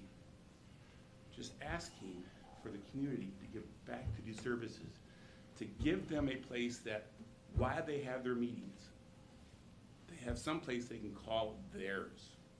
Again, the VFW, right now we're at Mulligan's. I went and asked Ms. Brickner, can we come back to the senior center? Because that's where the guys would like to meet. She was gracious enough to say yes. They really appreciate it. But again, where all these different things are, they have one place, like Cub Scouts have their CO2 cars. They can have it there. Quilters, FFA, 4-H has places to hold their events that they can, it's a centralized place. Again, you have your event, you're responsible for cleaning it, or hire services that are offered by the community to come clean it to your standards. Because it's the community's building. It's our building. Take responsibility, be an adult about it, but give these different things that contribute to the community a place they can call their own. That's all I'm really asking on behalf of them. Any questions?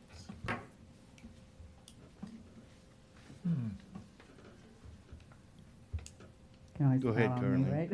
Yeah, go ahead. One of the Start. things that occurs to me, and especially as you mentioned, Rachel, in the senior center, and as we're looking at space needs analysis and how a new senior center might serve the community, I mean, bells and whistles went off in my head around, perhaps that's one of the things that people might want to consider as we think about the new senior center that we're beginning to get input on.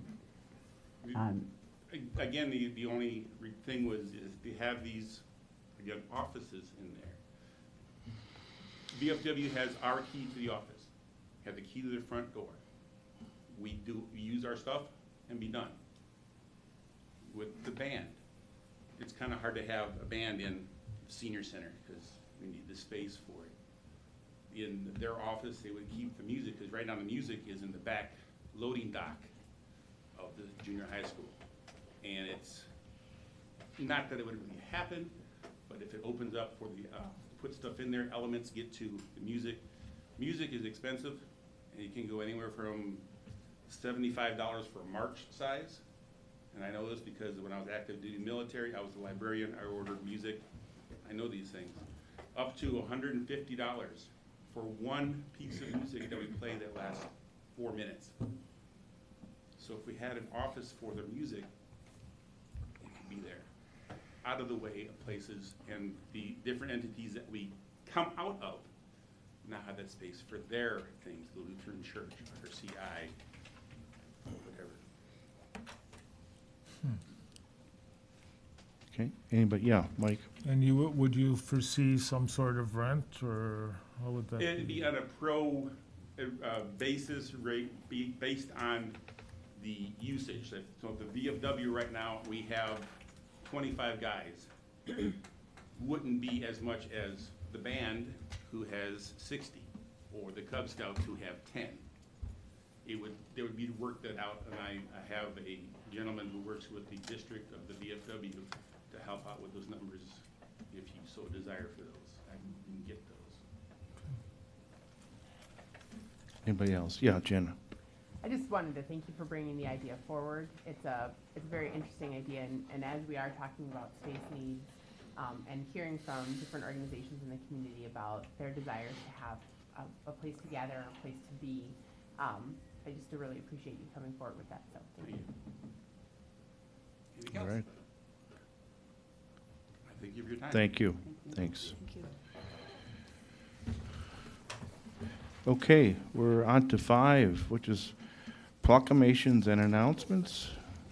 5A is proclamation from Village President recognizing May 15th through the 21st as National Police Week in the Village of Oregon, and we have it up on the screen. Chief, do you want to say something? You know, if you wouldn't mind. absolutely. I'll Go make ahead. it short. Yeah. I've got quite a few presentations here. I just wanted to speak to my staff. They watch these meetings, and also obviously to all of you. We in the law enforcement profession have faced increased criticism. Some have wanted us to be more transparent, wanting to look closer at how policing is funded, and focus on the data. While data, transparency, and police funding are important, and that helps one to understand what can be done better, we tend to lose sight of what the numbers don't show. The compassion, dedication, and empathy our Oregon officers show on a daily basis. There are times we have had and will continue to be underestimated, and we look forward to showing people we are ready for that challenge and continue to make a positive change. We are now seeing officers across the nation questioning whether they want to remain in this profession, and worse yet, some of them are taking the badge off for the last time. Those leaving law enforcement saying that this is just not worth it. I know I have personally been asked many times that how can I do what I do? And I'm told by those individuals I would never want your job. I know my officers hear those same questions and same comments. Many, if not all of us in this profession have dug deep and decided to remain in this profession. This profession is a calling. It's not meant for everyone. It takes a strong-minded, dedicated, and committed person to move forward after hearing the negative and focus on the positive. We understand our community needs us. They depend on us. They don't want. They expect us to arrive when they need help. We have and will continue to show up every single time our community needs us. While yes, there is heavy criticism of law enforcement by some, we will stand strong in our commitment and oath in protecting Oregon. We are and will continue to be the good in this profession. I want to take this as a time to thank all the families of our law enforcement officers. On good days and bad, those families have shown nothing but love and support to our law enforcement officers. And that is what allows us to keep serving in this profession with pride and empathy. Lastly, I want to thank the village board, village administrator, and other village departments, and the rest of the community for their support. Thank you. All right, thank you. Anybody? Okay, all right. Pardon? I was just asking if we were going to read it, or? I think we're not going to read it tonight. So, Chief, we appreciate the comments, and I think everybody up here is supportive of what all you and your officers do for the village. So, Thank you. you want us to read it, Chief? We can. But that's totally your choice. Okay. You guys want to read it? We can. All right. So let's. So why don't we start? So I get the last part. That's got the village president thing. But Carleen, do you want to start, and we'll see how far we can get, and then. Sure. I'll read the title first. Mm-hmm. Proclamation recognizing May 15th through the 21st as National Police Week in the Village of Oregon.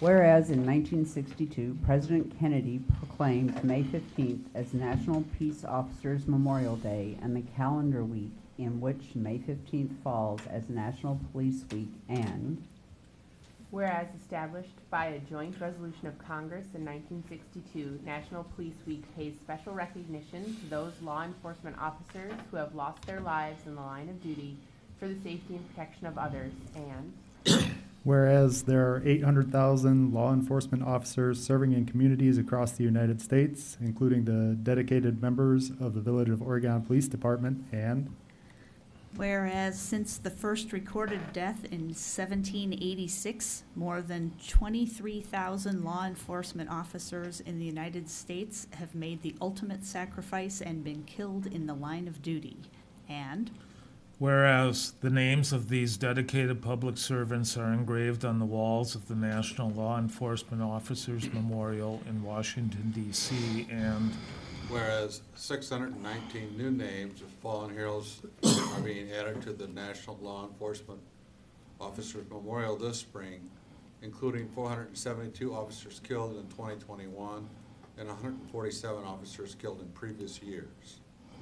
Now therefore, I, Oregon Village President Randy Glish, hereby proclaim the recognition of National Police Week between May 15th through the 21st, 2022 in the Village of Oregon, and publicly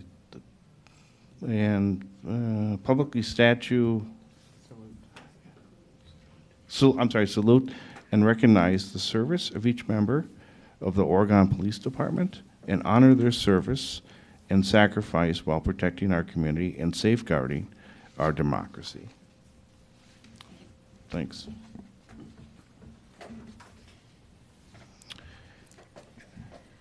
And then it looks like we have another one for Mr. Rao, National Public Works Week. And why don't we start with Phil this time, and we can see how far we get. Made a proclamation recognizing May 15th to 21st, 2022 is National Public Works Week. Whereas public works professionals focus on infrastructure, facilities, emergency management, and services that are of vital importance to sustainable and resilient communities and the public health, high quality of life, and well-being of the people of the Village of Oregon. And whereas these infrastructures, facilities, and services cannot be provided without the dedicated efforts of public works professionals who are federally mandated first responders and the engineers, managers, and employees at all levels of government and the private sector who are responsible for rebuilding, improving, and protecting our nation's transportation, water supply, water treatment, and solid waste systems, public buildings, and other structures and facilities essential for our citizens. And whereas it is in the public interest for the citizens, civic leaders, and children in the Village of Oregon to gain knowledge and maintain ongoing interest and understanding of the importance of public works, first responders, and public works programs in their respective communities. And whereas the year 2022 marks the 62nd Annual National Public Works Week, sponsored by the American Public Works Association. Now therefore, I, Village President Randy Glish, do hereby proclaim the week of May 15th through 21st, 2022 as National Public Works Week. I urge all citizens to join with representatives of the American Public Works Association and government agencies in activities, events, and ceremonies designated to pay tribute to our public works professionals, engineers, managers, and employees, and to recognize the substantial contributions they make to protecting our national health, safety, and quality of life. Yeah, thank you. Yeah, Jeff? Yeah, and I echo a lot like Chief Pagenkopf has said. I mean, I think we both are, we never take for granted the staff that we have and the people that we have. Public Works is one of those things that honestly usually works in the background. A lot of people, whenever I try to introduce myself and they say, well, what exactly do you do? And the question we always fire back is, well, we kind of just about do everything with the village. And that's the good and the bad. And so, you know, I have a staff I know that is just outstanding. I can't talk enough about them, and what we've found, especially in the last 3 to 5 years, is just a very unique and talented skill set as we start to see and develop each individual's talents and what they bring to the village. The other thing I love to see is their servant heart in wanting to dedicate, kind of go above and beyond on things. And so that's a lot of stuff that people don't see, and it's stuff that only myself or Lauren or Nick will see on a regular basis. But we truly appreciate it. It's, you know, we don't do it for the honors or anything like that, but it is a fun occupation. I think my staff would agree that they enjoy doing what they do on a day in, day out basis, and I know that they love this village. And they always are thankful for your guys' support. Yeah. Thank you, Jeff. Okay, 5C is upcoming meetings and events. That was in our packet for us to put in our calendars. We can go to 6, reports of village officers. 6A is village administrator's report. It's in our packet from Martin. 6B is the police chief activity report for March 2022. That was in our packet. I don't know, Chief, if you, anything? Just briefly. Yeah. So for the notable events for March, the two that I guess I just briefly talk about are the last 2 entries there on March 25th and 28th. The first one, you know, I typically don't talk about domestic abuse incidents, so I kept this quite vague when it came to the details of that. But the reason I added it was because our officers who handled this This individual they ended up arresting was incredibly combative.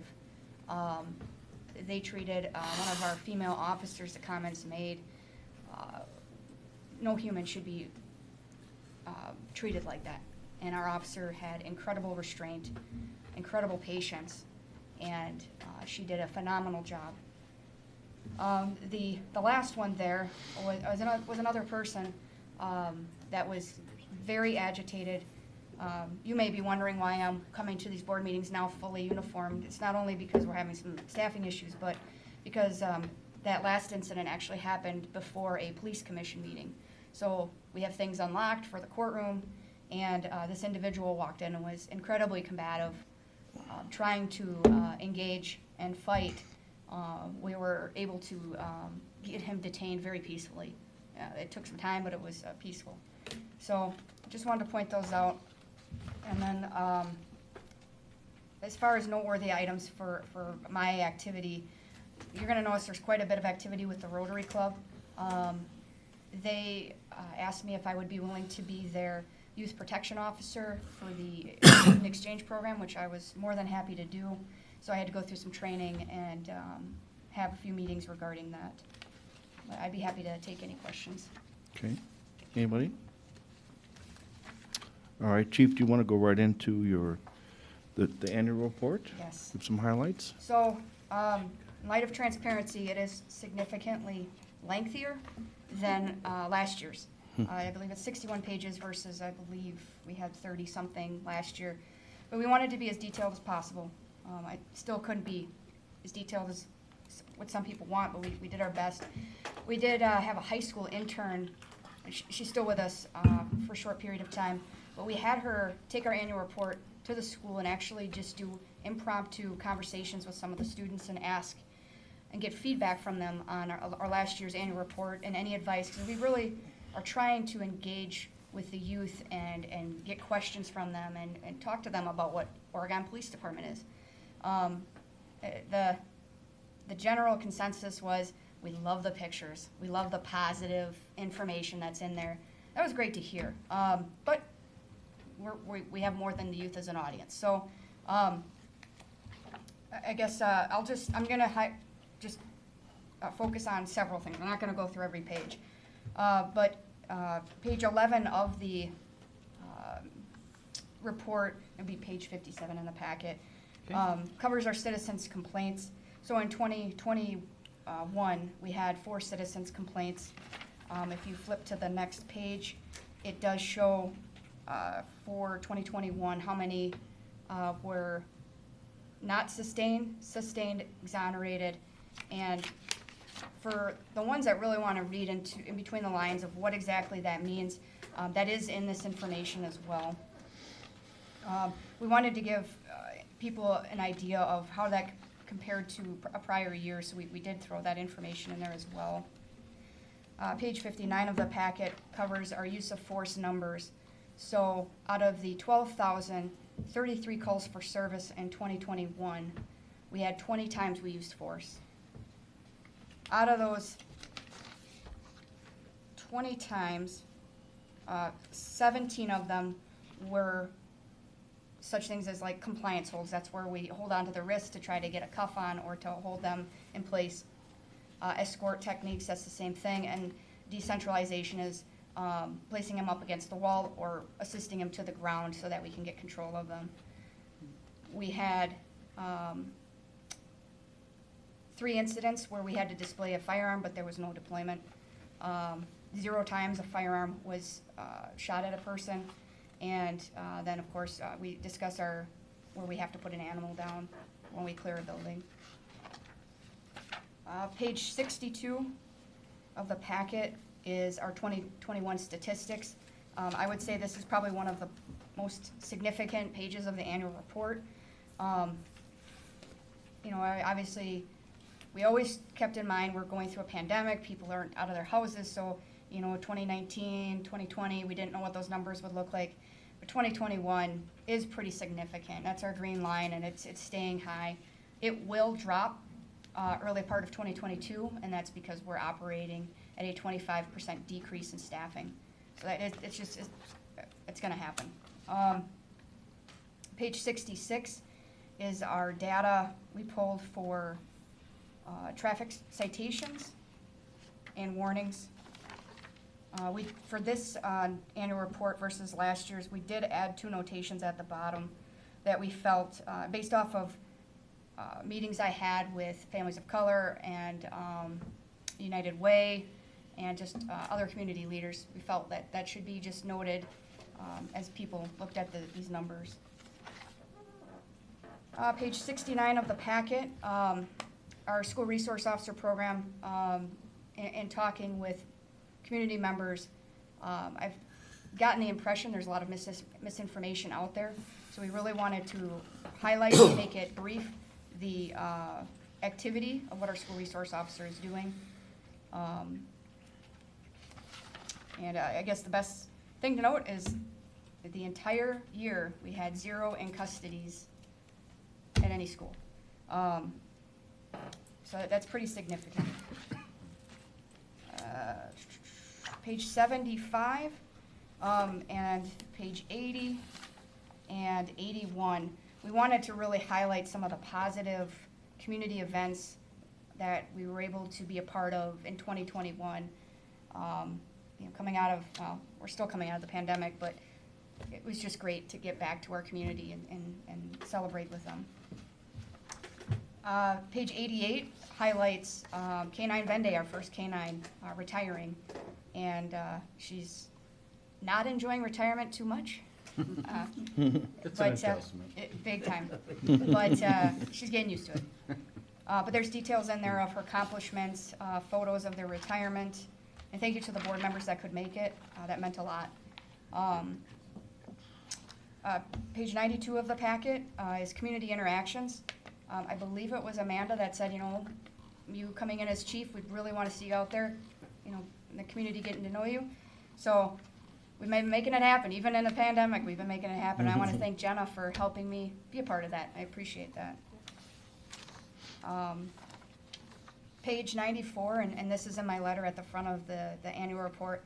I would say one of the hardest parts of the year for us was losing 2 really great people. Maynard Stair, who was on our police commission, and certainly just a great community man. We miss him, and our crossing guard, Betty. So we wanted to highlight them. They gave so much to the community, you know, as a representative of us, and we appreciate them. Page 96 is just the overall printout of the training we attended. There's a few pictures in there. And then 108 is the SRO training with some details as well. I'd be happy to take any questions. All right, yeah. Anybody have any comments or questions for Chief? Yeah, Mike.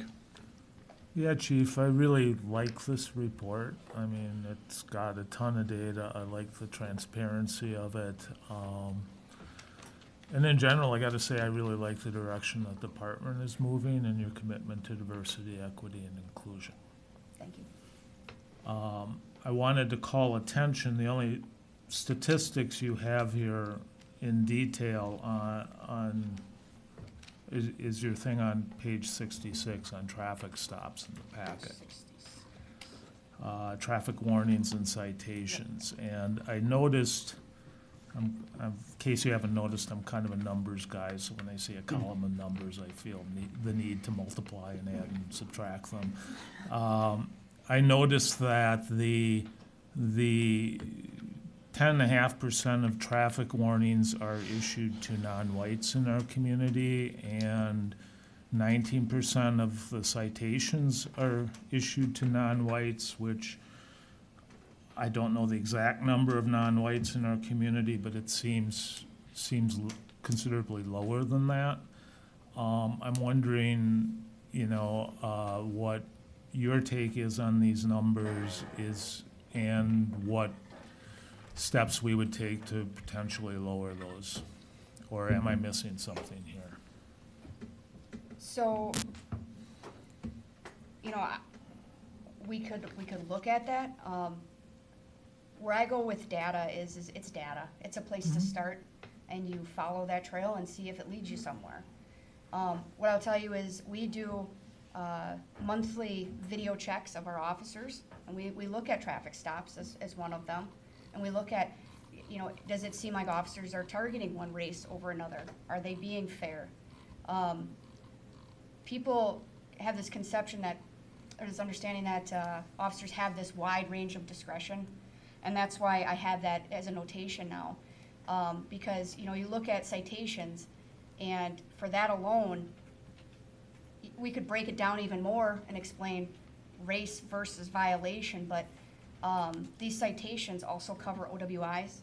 They cover operating after revocation, hit and run, hitting a pedestrian, just this wide range. And if one of my officers wrote a warning,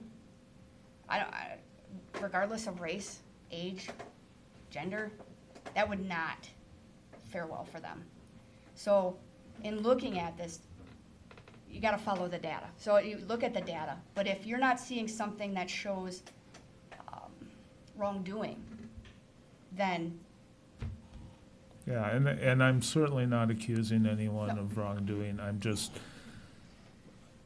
you know, we're all on a journey to get from where we are to where we want to be, and I'm just wondering, you know, am I reading something wrong here, or you know, there's other reasons why there might be more stops, sort of approach.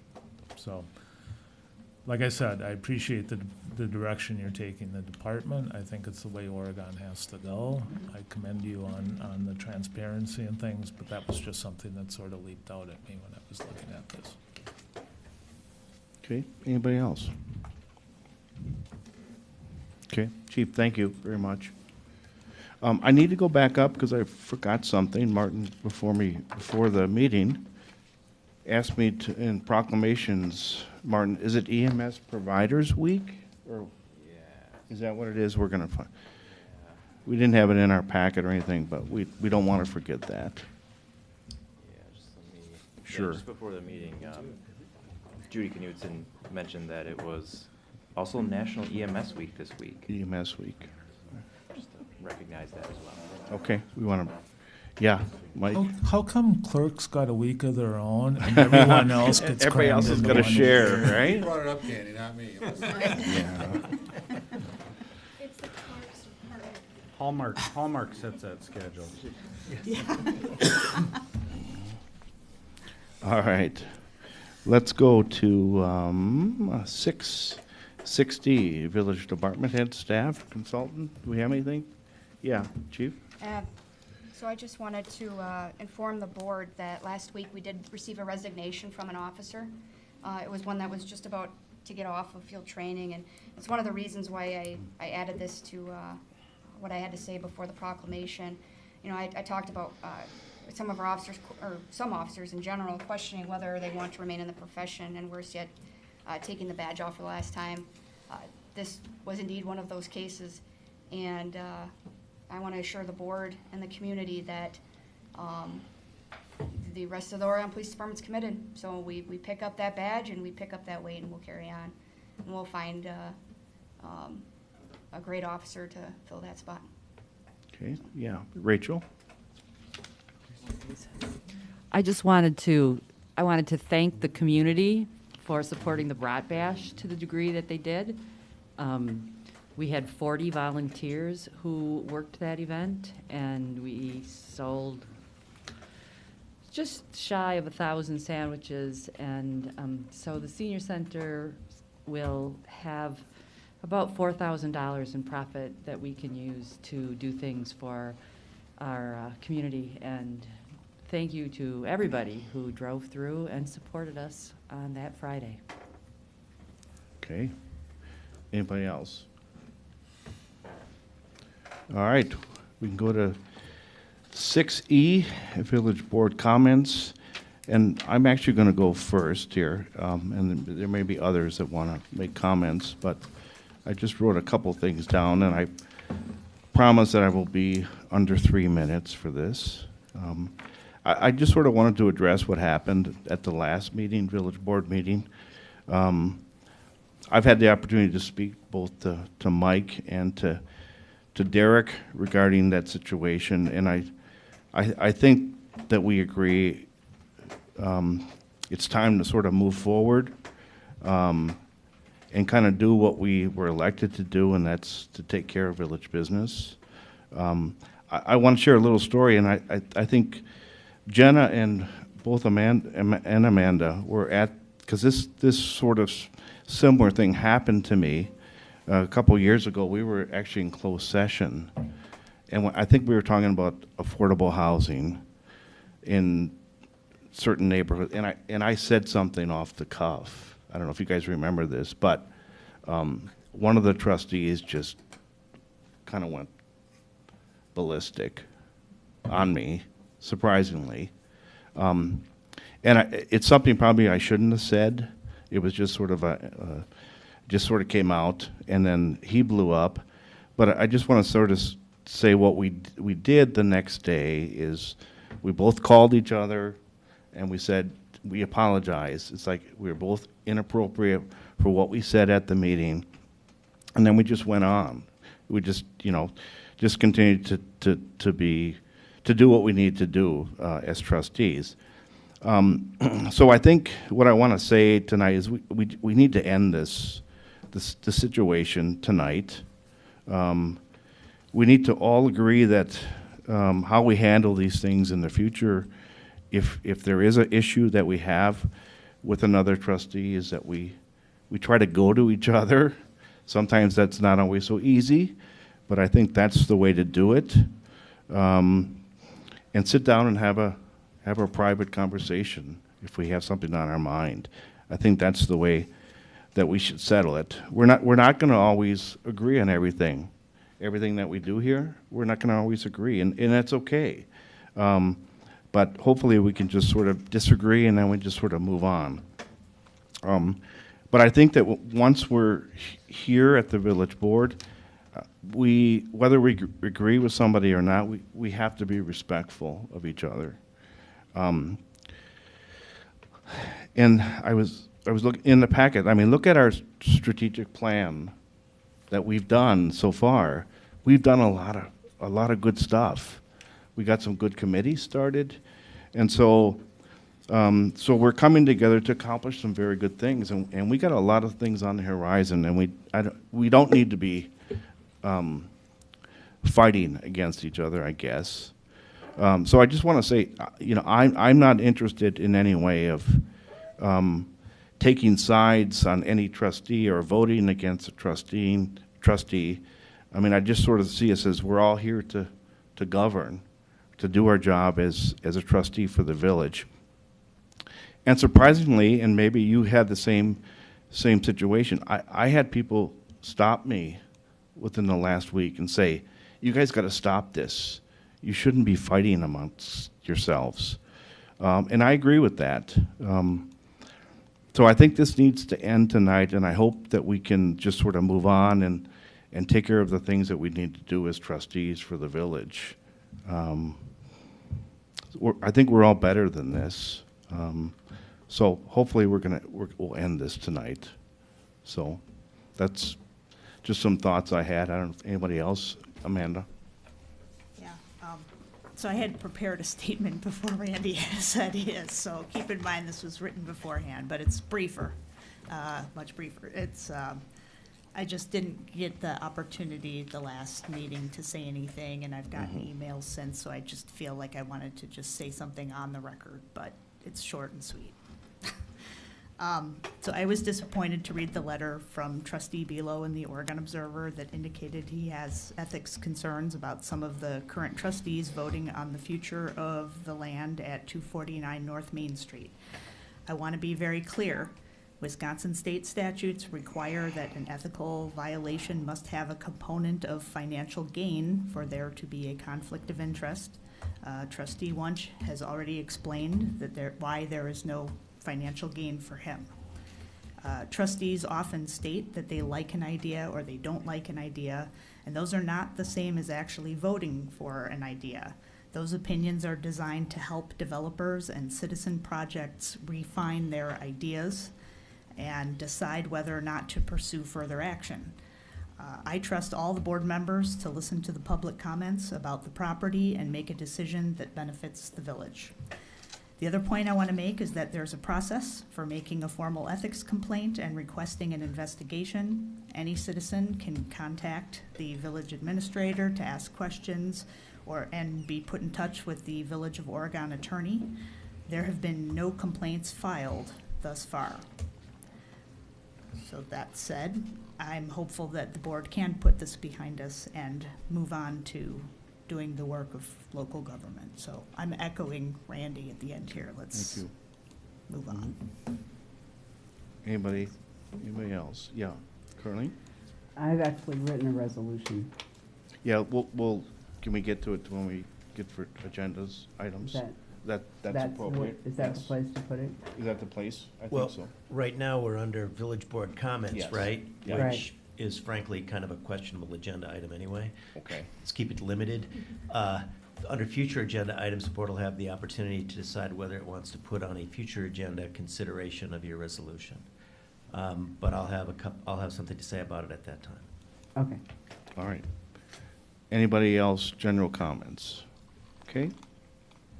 All right, we'll go to 7 then, communication miscellaneous business. Our first one is approval of vouchers in the amount of $550,585.14. If I can get a motion in a second, we'll get it on the table. See Carlene and Mike. All right, let's take questions. Mike's got one, or maybe two. Number 7104, Rutler Corporation bidding. Yes. That's consultant fees for Rutler is the one designing the J.C. Park project. So, yep, those are just ongoing contract fees that we have under with them. And then just one more, number 13148, which is the U.S. bank card. There's a significant amount there for accurate appraisal. Yeah, that's actually our annual contract with them, and we pay it on an annual basis. Oh, okay. Thank you. All right, anybody else, questions? Okay, we do have a motion and a second, and Candy, if you want to take a voice vote for this, please? Glish, Yes. Philo, Yes. Peterson, Yes. Jacobson, Yes. Wunsch, Yes. Van Campen, Yes. and Beschen. Yes. Okay. All right, we're on the 7B, which is resolution number 2217 facade improvement grant for the Ready Set Restaurant and at 113 and 119 South Main Street in the amount of $10,000. I'm on the HPC, and I actually forgot that we had approved this a while back. So typically it goes to HPC first and then comes to us, but Martin rightfully said we already had approved this. So I'll take a motion in a second, and then we can take any discussion, questions? Yeah, Amanda Motion. first, okay. And a second from Phil. Any questions? I don't know if you saw their list of their bills. Those windows are pretty darn expensive. Yeah. So, and Derek's got a question. No, Yeah. I'm just gonna let Candy know, because I know it's probably kind of hard to see and hear down here, but I'm gonna abstain from this vote, just so you can note it for the minutes. Okay. Yeah. Yeah, Jenna? Um, Comment? Question? Oh, no, never mind. I think I figured it out. Okay. Thank you. All right, so we got a motion and a second. Right, Candy? We did? Yeah. Okay.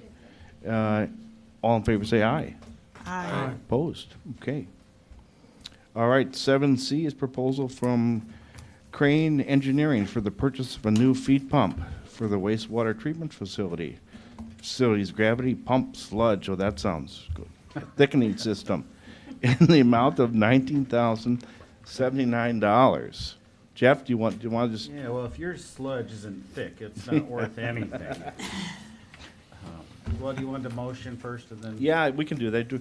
All right, Mike and then Derek. We got a motion and a second, so go ahead, Jeff. Yeah, so this is just, as we've seen a few pieces of equipment, and you'll see a couple others this evening. As our plant ages, the reason we maintain an equipment replacement fund is that these pumps, motors, devices, screens, everything work really hard day in, day out, 24 hours a day, and they do break down after a while. So this is a sludge thickening pump. It's lived a good, strong life. And the problem that we do have, and I hope you understand and have faith in us, and Lauren's put together a great memo here, but sometimes in the wastewater market, we have to just make decisions fairly quickly because we cannot have equipment that is down and non-operational for very long. So on some of these ones, we do bring back to you for formal approval, but hope you understand that there's times where we do move ahead replacing equipment that we honestly need, and some of the lead times get pretty long. But this is just, we've received a pump replacement quote for just under, well, $19,000 from Crane, and they're the ones that have supplied and maintained our pumps in the past. Okay. All right. Anybody got any questions for Jeff? All right, we got a motion and a second. All in favor, say aye. Aye. Opposed? Okay. Carries.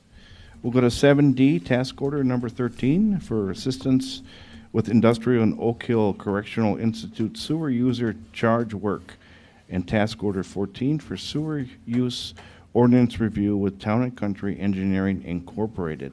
Why don't we do a same thing? Let's get a motion in a second. All right, Carleen and then Phil. Let's, Jeff, do you want to say? So Town and Country Engineering has been doing the majority, if not all, of our wastewater treatment work. One of the things that we found and that we knew and were aware of, but we wanted to get the facility plan through and done, and that was obviously a year and a half ago.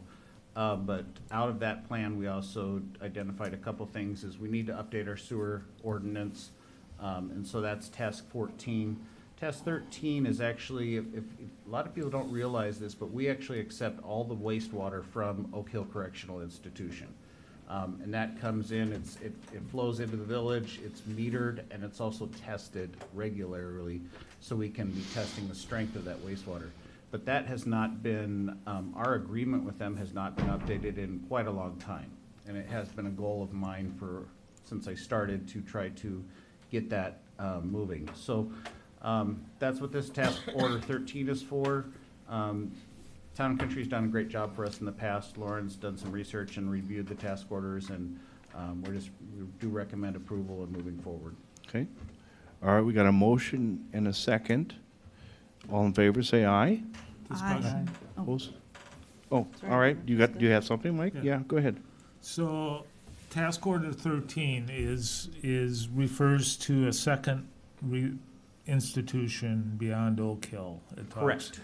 about intermittent discharge of products that can cause operational challenges. Does that kill off what's in the sewage plant, or is No, it chemicals we can't treat? What is that? No, it's a system, we were basically getting foaming, like excessive foaming on our discharge chute a couple times a year. And so we've been looking into this now for about 2.5 years, and we did find the person or the entity that it's basically a cleaning chemical, and hence the reason we're getting all the foaming and everything. So we have a meeting coming up with that entity, and we'll be using our engineers to be part of that meeting, and then also just work with the entity to be able to look at alternative type of products and things that they can be using. Okay, and then I noticed task 14 has not to exceed of 6,500. Task 13 has nothing like that. Do you have any idea how much You this asked costs? both the questions that I asked. I told Lauren today, I said, I think Mike's gonna ask 2 questions on this. I think I just had some sort of savant kind of thing go through. Actually, yes, we estimated between $5,000 and $8,000 for the task 13. Okay. Yeah, and that one's a hard one to nail down because we just don't know how many meetings it's gonna involve. Our experience is Town and Country in the past, they're not one to run up the bills. All right, anybody else? All right, now let's take a vote. All in favor, say aye. Somebody, Jenna, okay. We got a motion and a second. This is Jeff, exciting. this is exciting, and this is can I just say something? Because Absolutely. I'm part of the committee with Jeff and some of the other public works staff, and I'm telling you, I'm impressed how 95% they're getting to 95% of the people who have lead laterals and people responding is way up there, and And so I'm just There- impressed at yeah. all the work that's going on. There's a lot of things going on behind the scenes, both from our management staff in Lauren, our operations staff in Don, Amos, and Kevin. We've probably getting a lot of phone calls of why is there a little hole out in front of my front yard that's been filled in with gravel and stuff. And the hardest thing with one of these programs is really quantifying exactly where all the lead service laterals are, both public and private. Because those records haven't always been, when lead was put in, it wasn't considered bad, you know, and then all of a sudden it's now kind of gotten a bad rap because of Flint and other places. And so now we're kind of having to go back and we start with where do we think they are, and then we go from there to investigate and find where they are. And then we're asking a lot from our residents who are on these streets to take a look at their systems, do they need our staff to come in and take care of it? And it's been a lot of legwork on my staff, on with Lauren. They've done a phenomenal job, and Lauren compliments them in this great memo and stuff. But the exciting thing is, you know, we have $925,000 grant that we'll be able to use. We think about $700,000 of that we're anticipating. And the reason we probably won't be using all $900,000 is we found that there's quite a few less lead service laterals than we had been anticipating and reporting to the Public Service Commission. The neat end game with all of this is going out to bid, assuming you guys approve this, and why you wouldn't approve it, I don't know.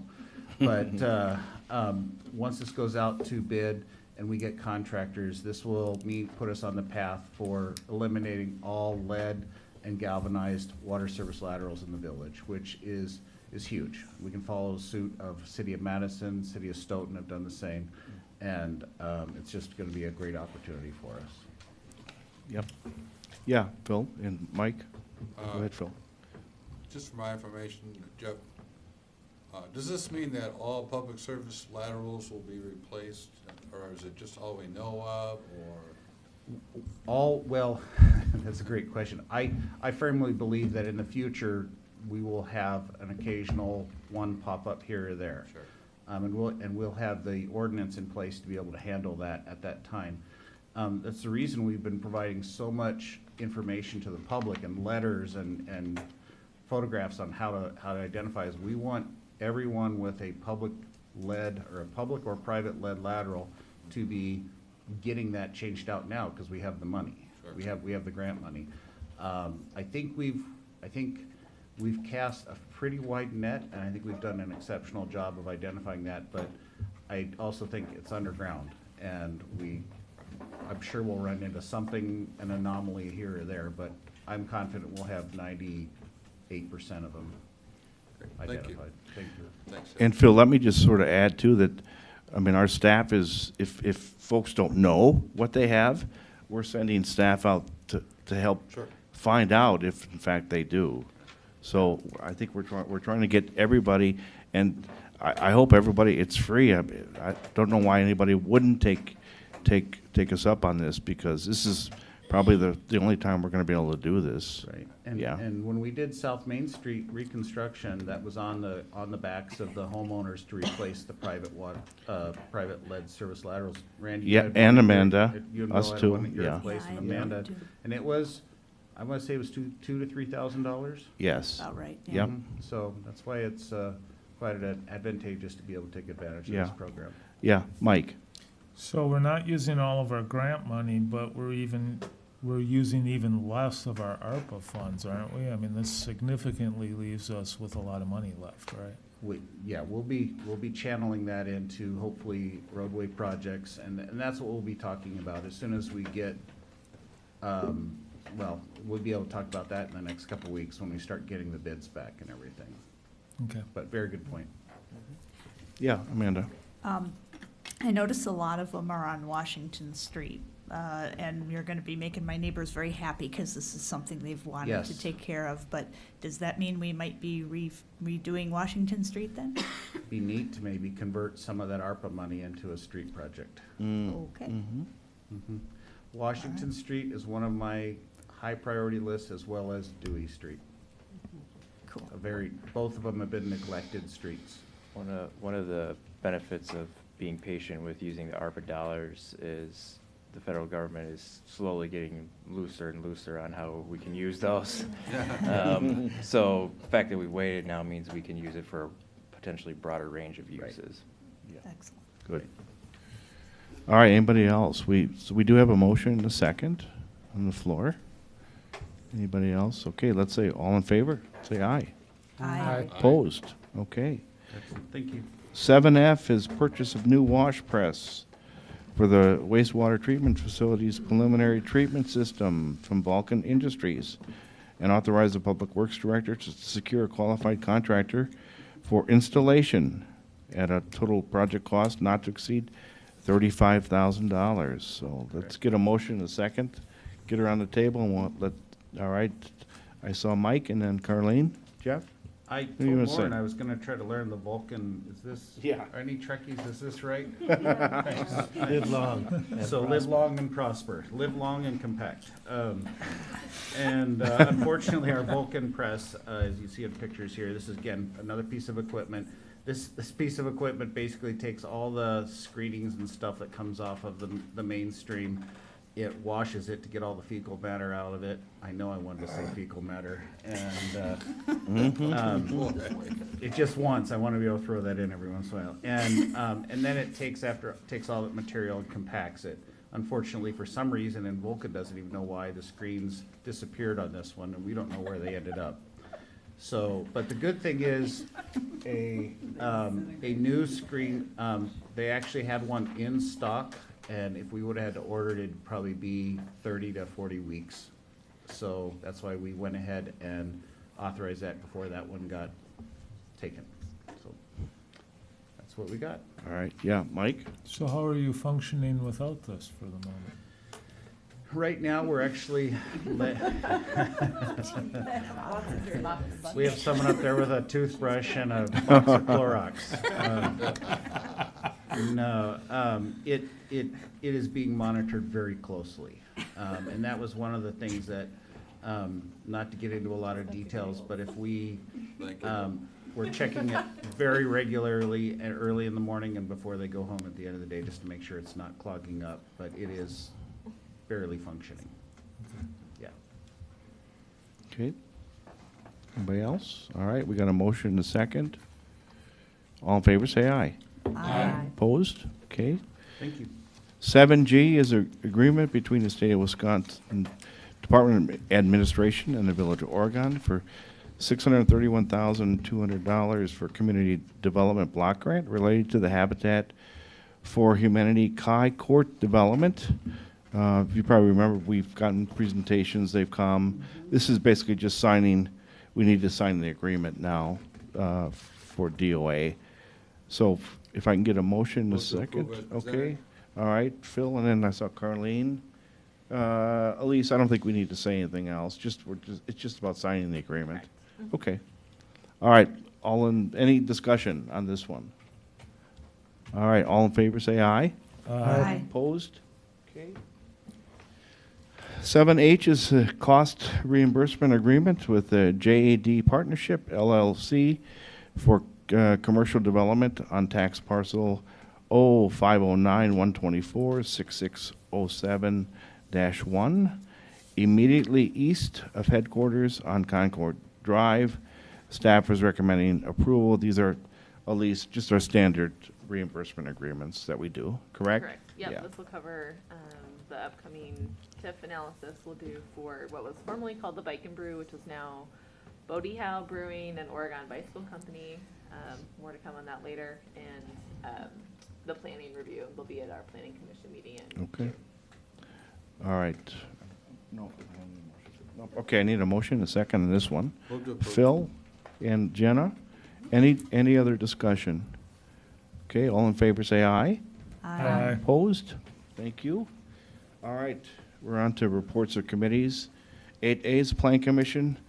A1 is certified survey map combining two single-family lots at 877 and 885 Alpine Parkway, submitted by Miranda and Michael Sewer. Plan Commission and staff recommend approval. I think there was maps and things in our packet. I'll look for a motion in a second and get it on the table. Amanda and Phil. All right, any discussion on this one? All right, seeing none. All in favor say aye. Aye. Opposed? Okay. 8A2, certified survey map creating 2 lots at 965 and 969 South Main Street for the purposes of a twin house submitted by Chase and Sarah Farrell. If we can get a motion in a second, let's get this one on the table. We can discuss. Jenna and Amanda, any discussion on this one? Anybody? What is a twin house? Pardon? What is it? Say, Is that like a twin house is a duplex? It's a duplex. Okay. That's designed to be split into 2 separate units, so dividing walls, all that, so you can't cross the attic and to pop into your neighbor's Got it. living room. So they call it twin house, not duplex? yeah. Interesting. Okay. Because each unit is under separate ownership. Yeah, Got so this is the direct, that's why we see these almost every month, every other month, is the way that banks typically, if you're buying a duplex unit, it's much simpler to have them separate parcels rather than kind of a condo type setup. So we're seeing that most lending organizations are wanting to have each duplex have on its own individual parcel. Sometimes you might hear them called zero lot line. Yeah. And Village of Oregon zoning code, we call them twin houses. All right, we got a motion and a second on this. Any other discussion? Otherwise, all in favor, say aye. Aye. Opposed? Okay. 9 is unfinished business. Items are for discussion, possible action. 9A, request for proposal for owner's representative services for the planning and design of a senior center facility and related development activities. Staff is recommending authorize publishing the RFP. Can we do a motion in a second? Mike and Derek? Okay, any discussion? Anybody? Yeah, do we need to say anything? Anybody? This is what we kind of talked about at the previous meeting about Yep. moving this forward. And so what we're going to do here as a first action is to get an owner's rep on board. And so this would publish an RFP to Okay. get some of those proposals. All right. We got a motion and a second. All in favor, say aye. Aye. Opposed? Okay. 9B is tax increment grant agreement with Oregon Apartments 2 LLC, providing municipal revenue obligation in the principal amount of $820,000 for the construction of a 49-unit multifamily housing project at 870 and 880 North Main Street in tax increment district number 5. Look for a motion in a second. You can get it on the table. Amanda? Anybody want to do a second? Derek? All right. Discussion on this. Mike? Yeah, I guess I didn't realize when we talked about this being at 820,000 at the last meeting that it also included interest. How much does 4% interest add up on this before it's paid off? I don't know, I haven't done the math on that, but that was the Eller's recommendation, was that it be the principal amount of 820 payable with interest at, I think it was 4%, or? Can't It's remember. 4%, yeah. But I didn't add the interest component, so I don't know the answer to that. Okay. Okay. And a lot of it is gonna depend on the increment that is generated itself, because he's not getting 100% of that back either. Yeah, he's So getting 70. the number of years that it takes to pay it back is really dependent on the increment that's generated. And we wouldn't have any ballpark for that, or no? Well, my recollection of the Eller's analysis is I think it's 18. that, I don't, Yeah. was it 18 years? 18 years was 18 years. estimated. 18-year payback? Okay. Does anybody have that? I don't know that, I don't think the Ellers report calculated the gross amount of interest either, so. I do know his original request was 880, but the 820 was something he had agreed upon, again with the interest and the conditions that were outlined in their recommendation. All right. Any other discussion? Okay, we got a motion and a second for approval. All in favor, say aye. Aye. Opposed? Okay, thank you. All right, we're on to 9C, is review of 2021 through 2023 Village Board Strategic Plan for annual revisions. That was in our packet. I mean, we made a comment to it that we've done actually pretty well for the first year here, so. I don't think, Martin, no action on it? or- Well, it's up to you all. You know, we adopted this about 9 months ago, with the new board being seated. I just want to make sure that we give the new board the opportunity to make any adjustments or changes, things that we should be focusing on and getting included into there, or maybe we don't want to focus on anymore. But if there's nothing, we can move forward with what we have. All right, anybody? And Martin, we can periodically look at this again. Absolutely, yeah. Too, and yeah, Amanda. Is this a time to suggest that we look at community spaces, like was brought forth earlier by Greg? I mean, I don't think he's wrong. I think that's something that we could talk about looking for. I think there's a lot of groups in town that could use a space somewhere that's available for either no or low cost, that, you know, being members of the community. I don't know, just as something to put on our radar. I'm not, I don't have a full-fledged idea here, like, to add, but just as something that we look at going forward, is community space, including that in some way. Okay. Yeah, Carleen? I'm just going to bring up what I did before, in that part of what has been in the discussion around what a new senior center might include is community kind of space, and so while I like the idea that the gentleman drew earlier, I don't think that's the only way we can look at community space. Right. And that, you know, there are a lot of flexible workspaces where people rent space now and use it and have a locker where they keep things. There are a lot of different ways to think about that. And so before we think about another capital project, I personally think that we ought to look at the space needs that with the owner's rep and think about ways that might be incorporated into something that's already planned. Okay, thank you. Yeah, I wasn't looking at a new building project. I was looking at ways to incorporate it in current. Yes, thank you. I was actually wondering when he was talking, was he asking us for a new building? But I think the answer is yes. Yeah. And actually, I'll just say, he did talk to me about a year ago and kind of the same thing about space. So, I mean, it's good that it's on our radar now that they need space and others need space. So. Well, and I think it's an open question on, you know, what this whole senior center facility is, what this whole project is really going to look like.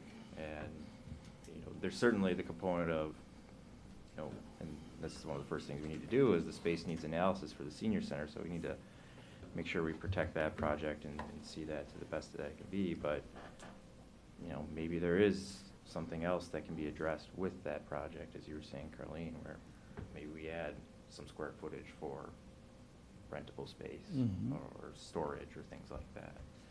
So I think, you know, that's kind of that nebulous of things we talked about, of all these open questions of how do we answer those, but first we kind of have to get through some of these other questions first.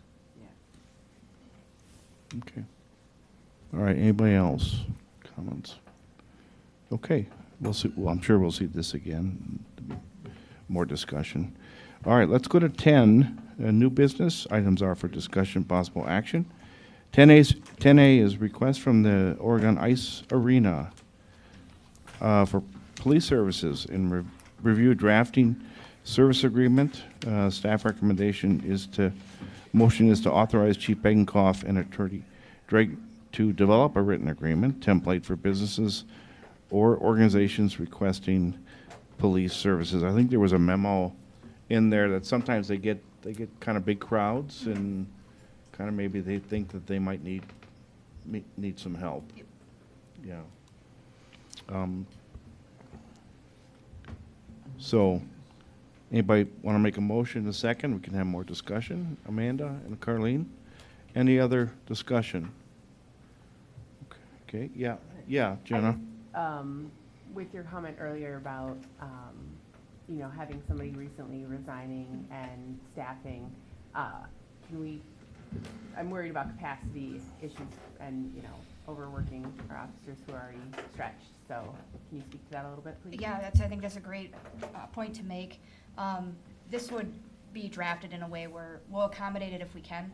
Our officers have been doing a great job of letting us know when they're getting burnt out, and we've made adjustments here and there. But their season doesn't start until September. At that point, we will be, knock on wood, at a much better level. It's just getting through the summer that's going to be a little difficult, but we have a strategy in place. It's working quite well. So. Okay. Okay, yeah, I have go another ahead. question. I'm just wondering if you've had calls when they've had away games in large crowds to the ice arena. We have had calls there before. Mr. Cowan does a good job of letting us know before it escalates, and we help out wherever we can. Thank you. And- All right, yeah, Amanda. And they do this in their uniform. This is an official duty Correct. thing, but they are paying for it instead of the village. Yeah, so they Okay. will pay the village for our services. And this agreement will make it clear as to what those expectations are. But it does, like I put in my memo, it really does, the question I've gotten before is, well, why can't he just hire security? Or why can't these places bring in security? There's nothing wrong with security, but we're here to protect this community. We're invested a lot more. And I think it's certainly a huge benefit, because if they want to pay for an officer to be at their event, that means that we very likely won't have to pull people from the road. And that stays and works on, the rest of our community. So I actually give Mr. Cowan a lot of credit for asking a police officer versus a security guard, because it certainly could be cheaper, but he sees value in having a partnership with the village, so. Okay, great. All right, anybody else? We do have a motion and a second on the table for this. All in favor, say aye. Aye. Opposed? Okay, thank you. All right, 10B is review preliminary concept for public art installation and improvements at the southeast corner of Janesville Street and Park Street, and consider referral to Plan Commission. Staff recommendation, motion to authorize staff to prepare planning engineering services for proposed project and to refer to Planning Commission for review and report. Jeff, do you want me to, do you want to start? Go I for can- it. Yep. So I can't remember how much is in the, It's got in our packet. So this is a couple years ago, two artists, and they're actually quite well known from Stoughton, had met with me, and they have always wanted, and I think I mentioned this previously to the village board, they've always wanted to do a Tin Man sculpture. And these guys, if you ever go there, these guys do stuff all over the world, and big stuff too. So, and they like the village, like we all do, and they wanted to do a sculpture. And so this is about an 18-foot Tin Man sculpture. And so we didn't have any money at the time that they brought it up, and so now we did have some private donors who liked the idea, liked the location, liked the Tin Man. And so the one on the left is kind of what we're sort of thinking, and it's going to be actually lit at night and say, welcome to Oregon. But one of the things that we want to make sure that because it is 18 feet tall, we want to make sure that structurally, we hire a structural engineer to make sure it's done well and made well and can handle the outside, limits. And one of the things we want to make sure that when we place it on that corner, that there's no site issues with anybody turning right and stuff like that. So that's kind of and we want to make sure this is kind of our first maybe official public art piece, but we want to make sure that we are doing everything correct.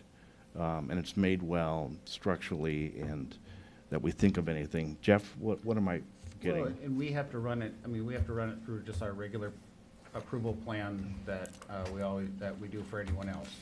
So site plan approval to cover any kind of landscaping, any kind of amenities and that type of thing. So, and then like Randy talked about, the structural engineer review to be able to confirm the sizing that the artists are proposing and how that relates to wind load, snow load, ice loads, whatever, you know, and then the foundation designs. I mean, it'll be, Yeah, it'll be, yeah, there's a good, like, corner green, triangle green space there. yeah, Nice, this is pretty big. This is Janesville Street Yeah. here, and then this is Park Street.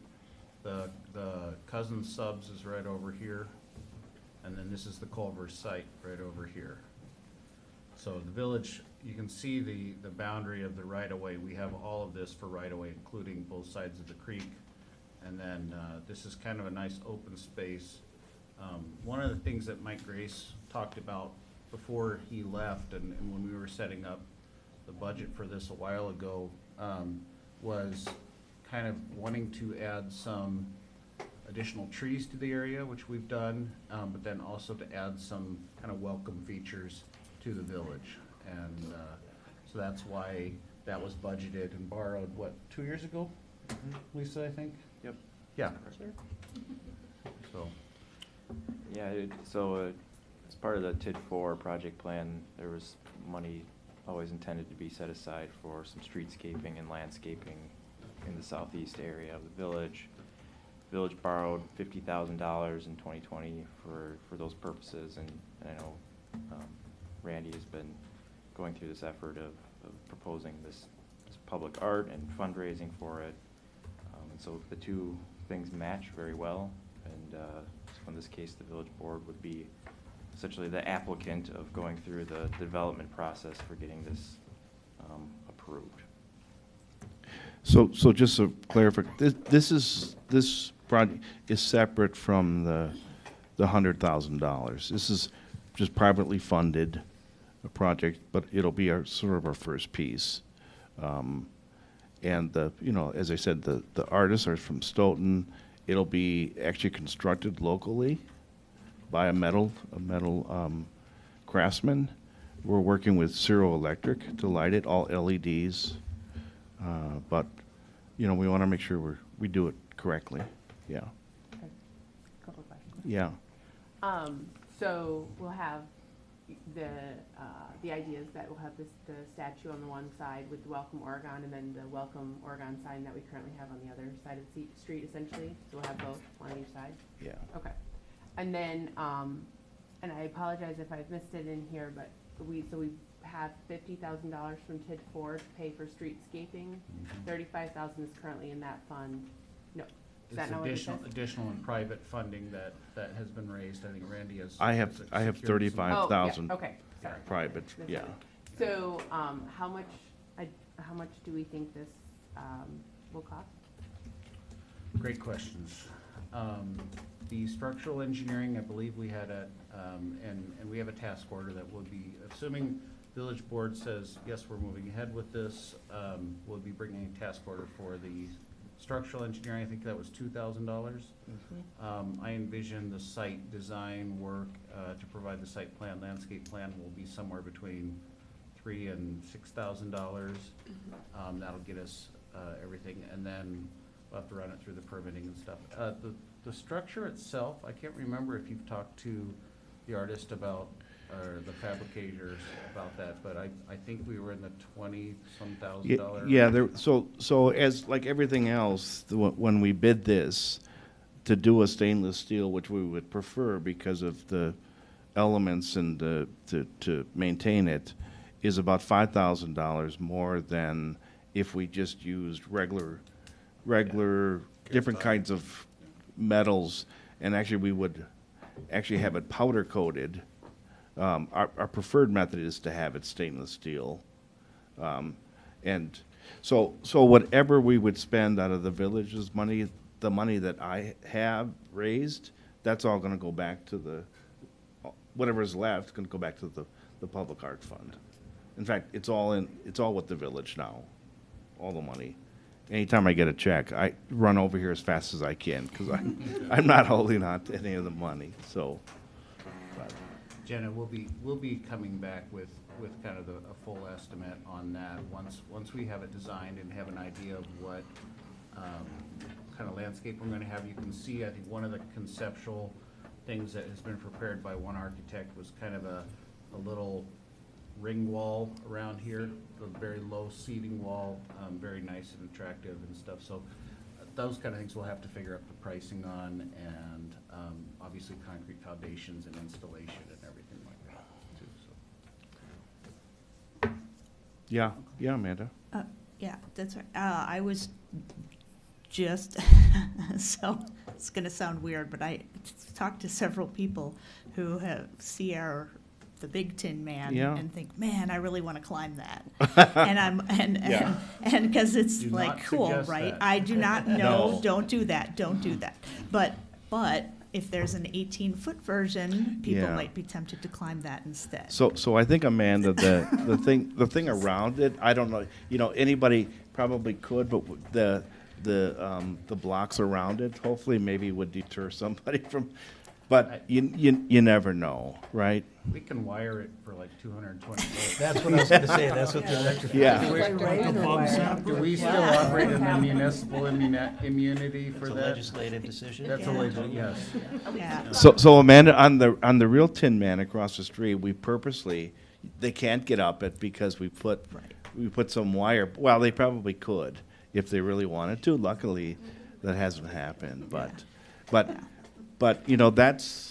It's human nature. Yeah. Is my I know. point, It's so. human Yeah. nature, you're exactly right. Yeah. But the good thing is it's a very visible corner, and famous last words, but. Yeah. Or the worst thing is that it's a very visible corner. Yeah. I'm worried that we're gonna see Billy Bob Loves Charlene. Yeah. on the top. So hopefully, if it's stainless steel, that it's washable. Yeah, it's washable, Mike. Exactly, that it would actually maybe be able to come off Okay. easily. Let's hope that doesn't happen. Yeah, Mike. Yeah, well, I love the Tin Man and what was done with the Tin Man. I'm not 100% sure about putting another smaller Tin Man in town, but I can live with this if everyone else lives with it. My main concern looking at this is the Welcome to Oregon sign that's on the top of the Tin Man. If that thing's only 18 feet tall, the top of the Tin Man is probably 3 feet in diameter. And that could be a pretty small sign if it's 18 feet up in the air. That's a good point, Mike. I'll bring it back to the artists and make sure they, that's a good point. We gotta make sure it's visible. Yeah. That people can see it. And just to your point about the Tin Man, and some people, I mean, I've heard very few people don't like the Tin Man, although I think, Amanda, you mentioned you're not crazy about it. But this is what this was driven by the artists who were willing to do it, and the donors. They specifically gave money for the Tin Man. So I don't think you'll see another sculpture of the Tin Man after this. Yeah. They'll be different. I think there'll be different things. The next Yeah. one will be the Wizard of Oz. Yeah, I know. Well, yeah. Yeah, if you just saw, there was a story done on 47, and they brought in clippings from the Wizard of Oz. But, yeah. All right, anybody else?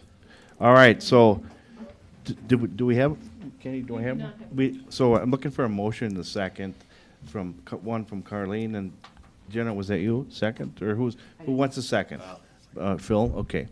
Any other discussion? You'll see it again as we get closer. All right, all in favor, say aye. Aye. Opposed? Okay. All right, where are we at here? All right, here, we'll get to Martin now. Okay.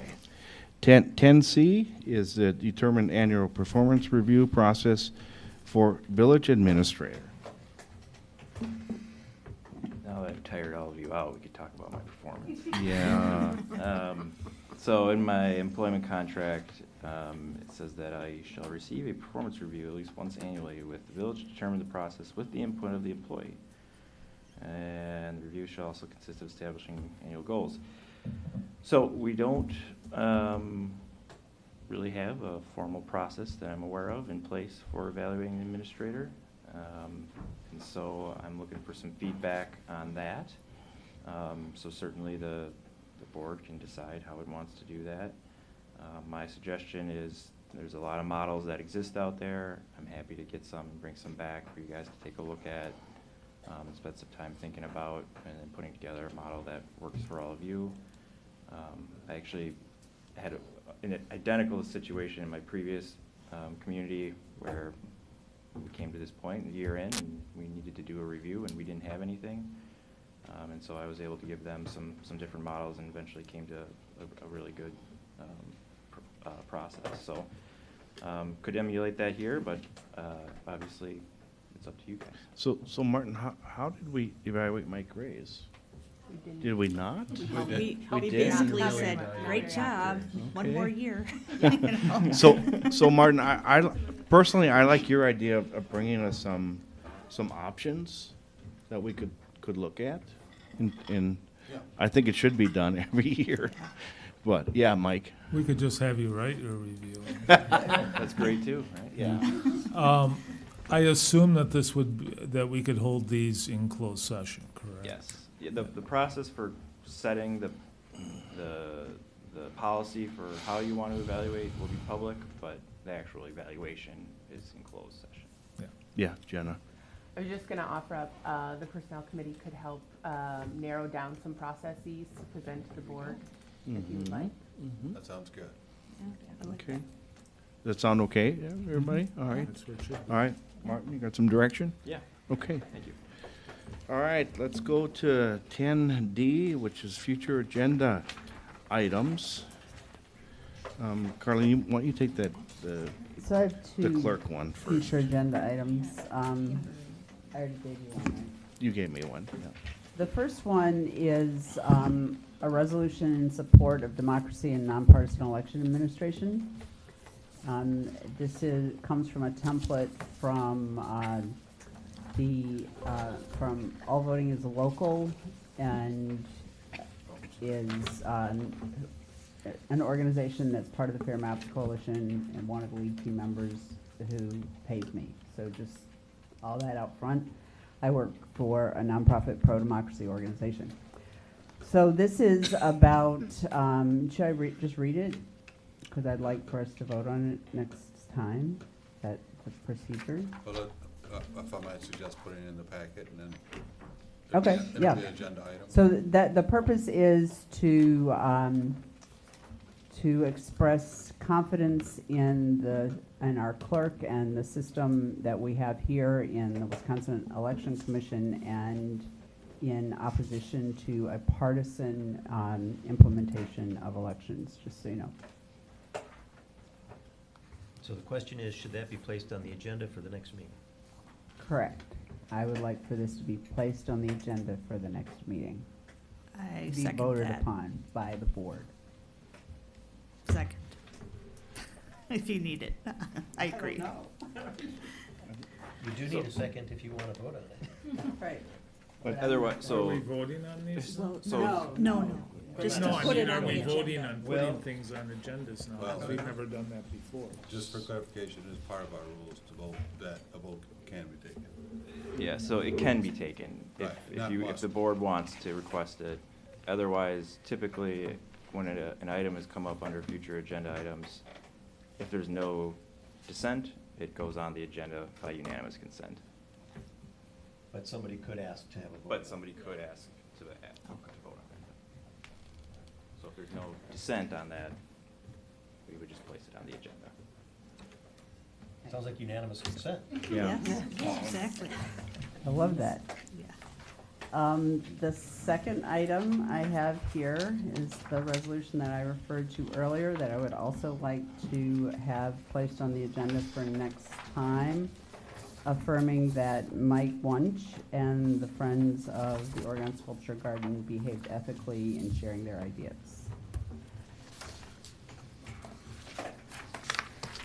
I'll just briefly comment on that. Just want the board to understand that there is a code of ethics in the ordinances that includes an enforcement process. that allows any person who has concerns or complaints about the code of ethics to bring them to the village board for remedy or sanction. It goes on to say that if the concern or complaint involves a member of the board, either as a complainant or as the subject of the complaint, then said member shall recuse themselves from the proceeding and not participate as a member of the board. And it says prior to imposing a remedy or sanction, the board shall consider the complaint and provide an opportunity to be heard to the person against whom the complaint is made. It says it shall be the responsibility of the complainant to present their complaint to the board. And so, to me, that's due process, right? So the thing that strikes me about this, and I've never seen this fact pattern play out before, but what concerns me is that it looks like this resolution would be asking the board to make a decision about whether a trustee did or did not commit an ethical violation without a complaint having been made to the village board. As I understand it, there has been no complaint brought to the board. So we don't have an actual complaint that triggers this enforcement procedure under the ordinance, as I understand it. And so this would be basically the board choosing, in the absence of a complaint and without a hearing and without that kind of due process, it would be putting the board in the position of having to vote on an issue that is being brought to it outside that process. So I'm not saying you can't do it. I'm saying it strikes me as inconsistent, though, with that process to simply, without a complaint, without due process, ask the board to make a decision on this kind of question. Of course, this is it's an important question for people. It's a big question whether someone did or didn't violate the ethics code. And so if the board is gonna make a decision about something like that, ordinarily one would expect due process. So I just offer that as my concern. I appreciate that very much. I guess the thing that I would request then is that when we have questions about how one another behaves, that we bring them here and we have that conversation here. And as Randy said earlier, that this is the place to have those conversations and to talk to one another frankly, face to face, so that we don't have situations where things are playing themselves out in the public sphere separate from this, so that there is an illusion of a complaint that doesn't have a due process portion to it. And that's what I have a concern about. This is the place for those conversations. And I said that last time. This is the place for those conversations, and that's what this is about. To say, Mike didn't do anything wrong, we should have those conversations here. So I guess the question for the board is, does anyone want to vote on this, whether this should be on a future agenda item, or should you just follow your practice of, if there's no request for a vote, it will be on the agenda at the next meeting? Thank you. To clarify, Colleen, are you now withdrawing your request to put this on the agenda? I don't know. Unclear, I mean, I'm clear because at first you requested that, and you made a statement after answering remarks. Right. I'm unclear. I'm unclear as well. Oh. So that makes two of us. Okay. Probably a lot of us. Good, because I didn't want to come across the wrong way. So Carlene, can I just, when I was saying my remark, what I would like to see is the first thing that happened is if one of us has an issue with somebody else, is to go talk to them. Yeah, I'd like to see absolutely. that. I would like us to do Yes. that. Absolutely. So that we don't have a replay of last time and the public seeing this, and let's try to deal with it as adults, I guess, is what I'm saying. Yeah. I completely Yeah. concur. So I don't, me personally, I don't want to see this on, I want to see this ended. tonight. I If, guess if it's we, a if we all, matter of whether we can agree to that. if we right? can all agree that the thing that we really should do is to talk to each other if we have an issue. Or, you know, pull Martin in if there's, if we're afraid to go talk to the person. I'd like that to be our first line of defense. If we got an issue with somebody, let's talk to them and try to resolve it. Kind of like my situation. I mean, I could have let it fester, but what good did that do? And we resolved it by talking to each other. Yeah, Amanda. Yeah, I was all for this last week, but I see the inherent, issues with it. I'm thinking this probably isn't in the best interest right now. I think the process is that someone would have to come forward with an official complaint. And then this is an appropriate response, maybe as part of the due process, right? But I feel like somebody has to prove unethical wrongdoing before we can say this person didn't do anything wrong. That's never been proven. You have to make your case, right? Everyone's innocent until proven guilty, kind of a thing. So I guess, we could keep this in our back pocket, and if it's necessary, we can use it. But I don't think anybody has proven anything, so I'm good with not doing this. Yeah. Yeah, Jenna, you want to say? Oh. Or, Yeah, so I'm also in favor of having due process, and to me, knowing that there has not been a request in the past week to invoke our ethics from any party, I think says a lot to me about how we as the board should proceed. Additionally, I agree with both Amanda and Randy that, and Carlene, that our first, when my kids have an issue with another kid, I call up the parent and I say, let's work this out. Let's figure out what's going on. Because that is what you do when you live in a community where you know you're going to run into somebody at Bill's later, or you know you're going to run into somebody at Summerfest, is you call somebody up and you work it out, and you understand that you may not end up agreeing, but you can at least have that conversation. And if we as board members can't have a conversation, we cannot expect our neighbors to also have conversations. And in an environment where we are having more and more dividing and less conversations, if we can't set that example of picking up the phone and calling each other, then we can't expect our neighbors to do the same. So I think we need to be willing to take that hard step. I like your idea, Randy, of bringing in Martin should we need to. Sorry, Mhm. Martin, I don't know if you wanted to play referee, but we're calling on you. I'll call Matt. But I truly believe that, as leaders in the community, this is how we need to lead, is by setting that example and calling people up when we have an issue. And if that doesn't resolve it, then yes, bring it to the village board, let's talk about it. But that needs to be our first tactic. and I'll just echo what you're saying, Jenna. I just think, look at what's happening in the world, all the division. We don't need it here. We're supposed to be working together for the village. Let's not do that. Exactly. Yeah, Mike?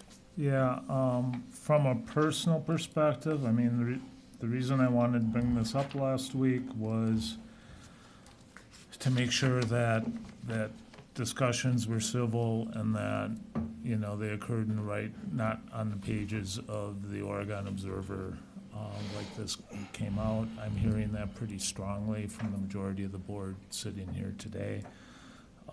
So, I guess I'm okay burying it and moving on.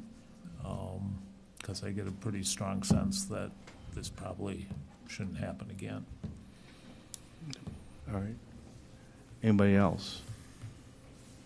So we won't put it on the agenda. We'll just. Well, no. Well, can we? Well, can we just leave it, Carlene? It's up to Carlene. Let's try to talk to each other. I would very much like for that to be the first tactic that people use to talk face to face. It is the way I operate, and sometimes it's really uncomfortable. It is, yeah. But my experience is that it's often the best way, and a lot of assumptions get worked out that way. So I would call on, all my fellow board members and community members as well. You got a problem? Yeah. Talk directly to the person to understand where they're coming from, not just to react, and to enter every conversation with an open mind. So I'm very willing to take this off the table and just affirm that I don't think that Mike did anything wrong. And I'll just say, Carlene, none of us are perfect. We all make mistakes. So I think this, me too. I mean, yeah. So I think this is the right we should move on and try to avoid this happening again. It doesn't look good. I don't like it. It makes me uncomfortable as a trustee, and I think it doesn't look good in the public. I mean, we're supposed to be here representing the village and doing our work, and so anyway, all right. So it sounds like it's off. It's off. Withdrawing your request? Okay. Bullet. All right. All right. Can we go to 11? Best thing of the night, adjournment. Who wants it? All right, Carlene, Amanda?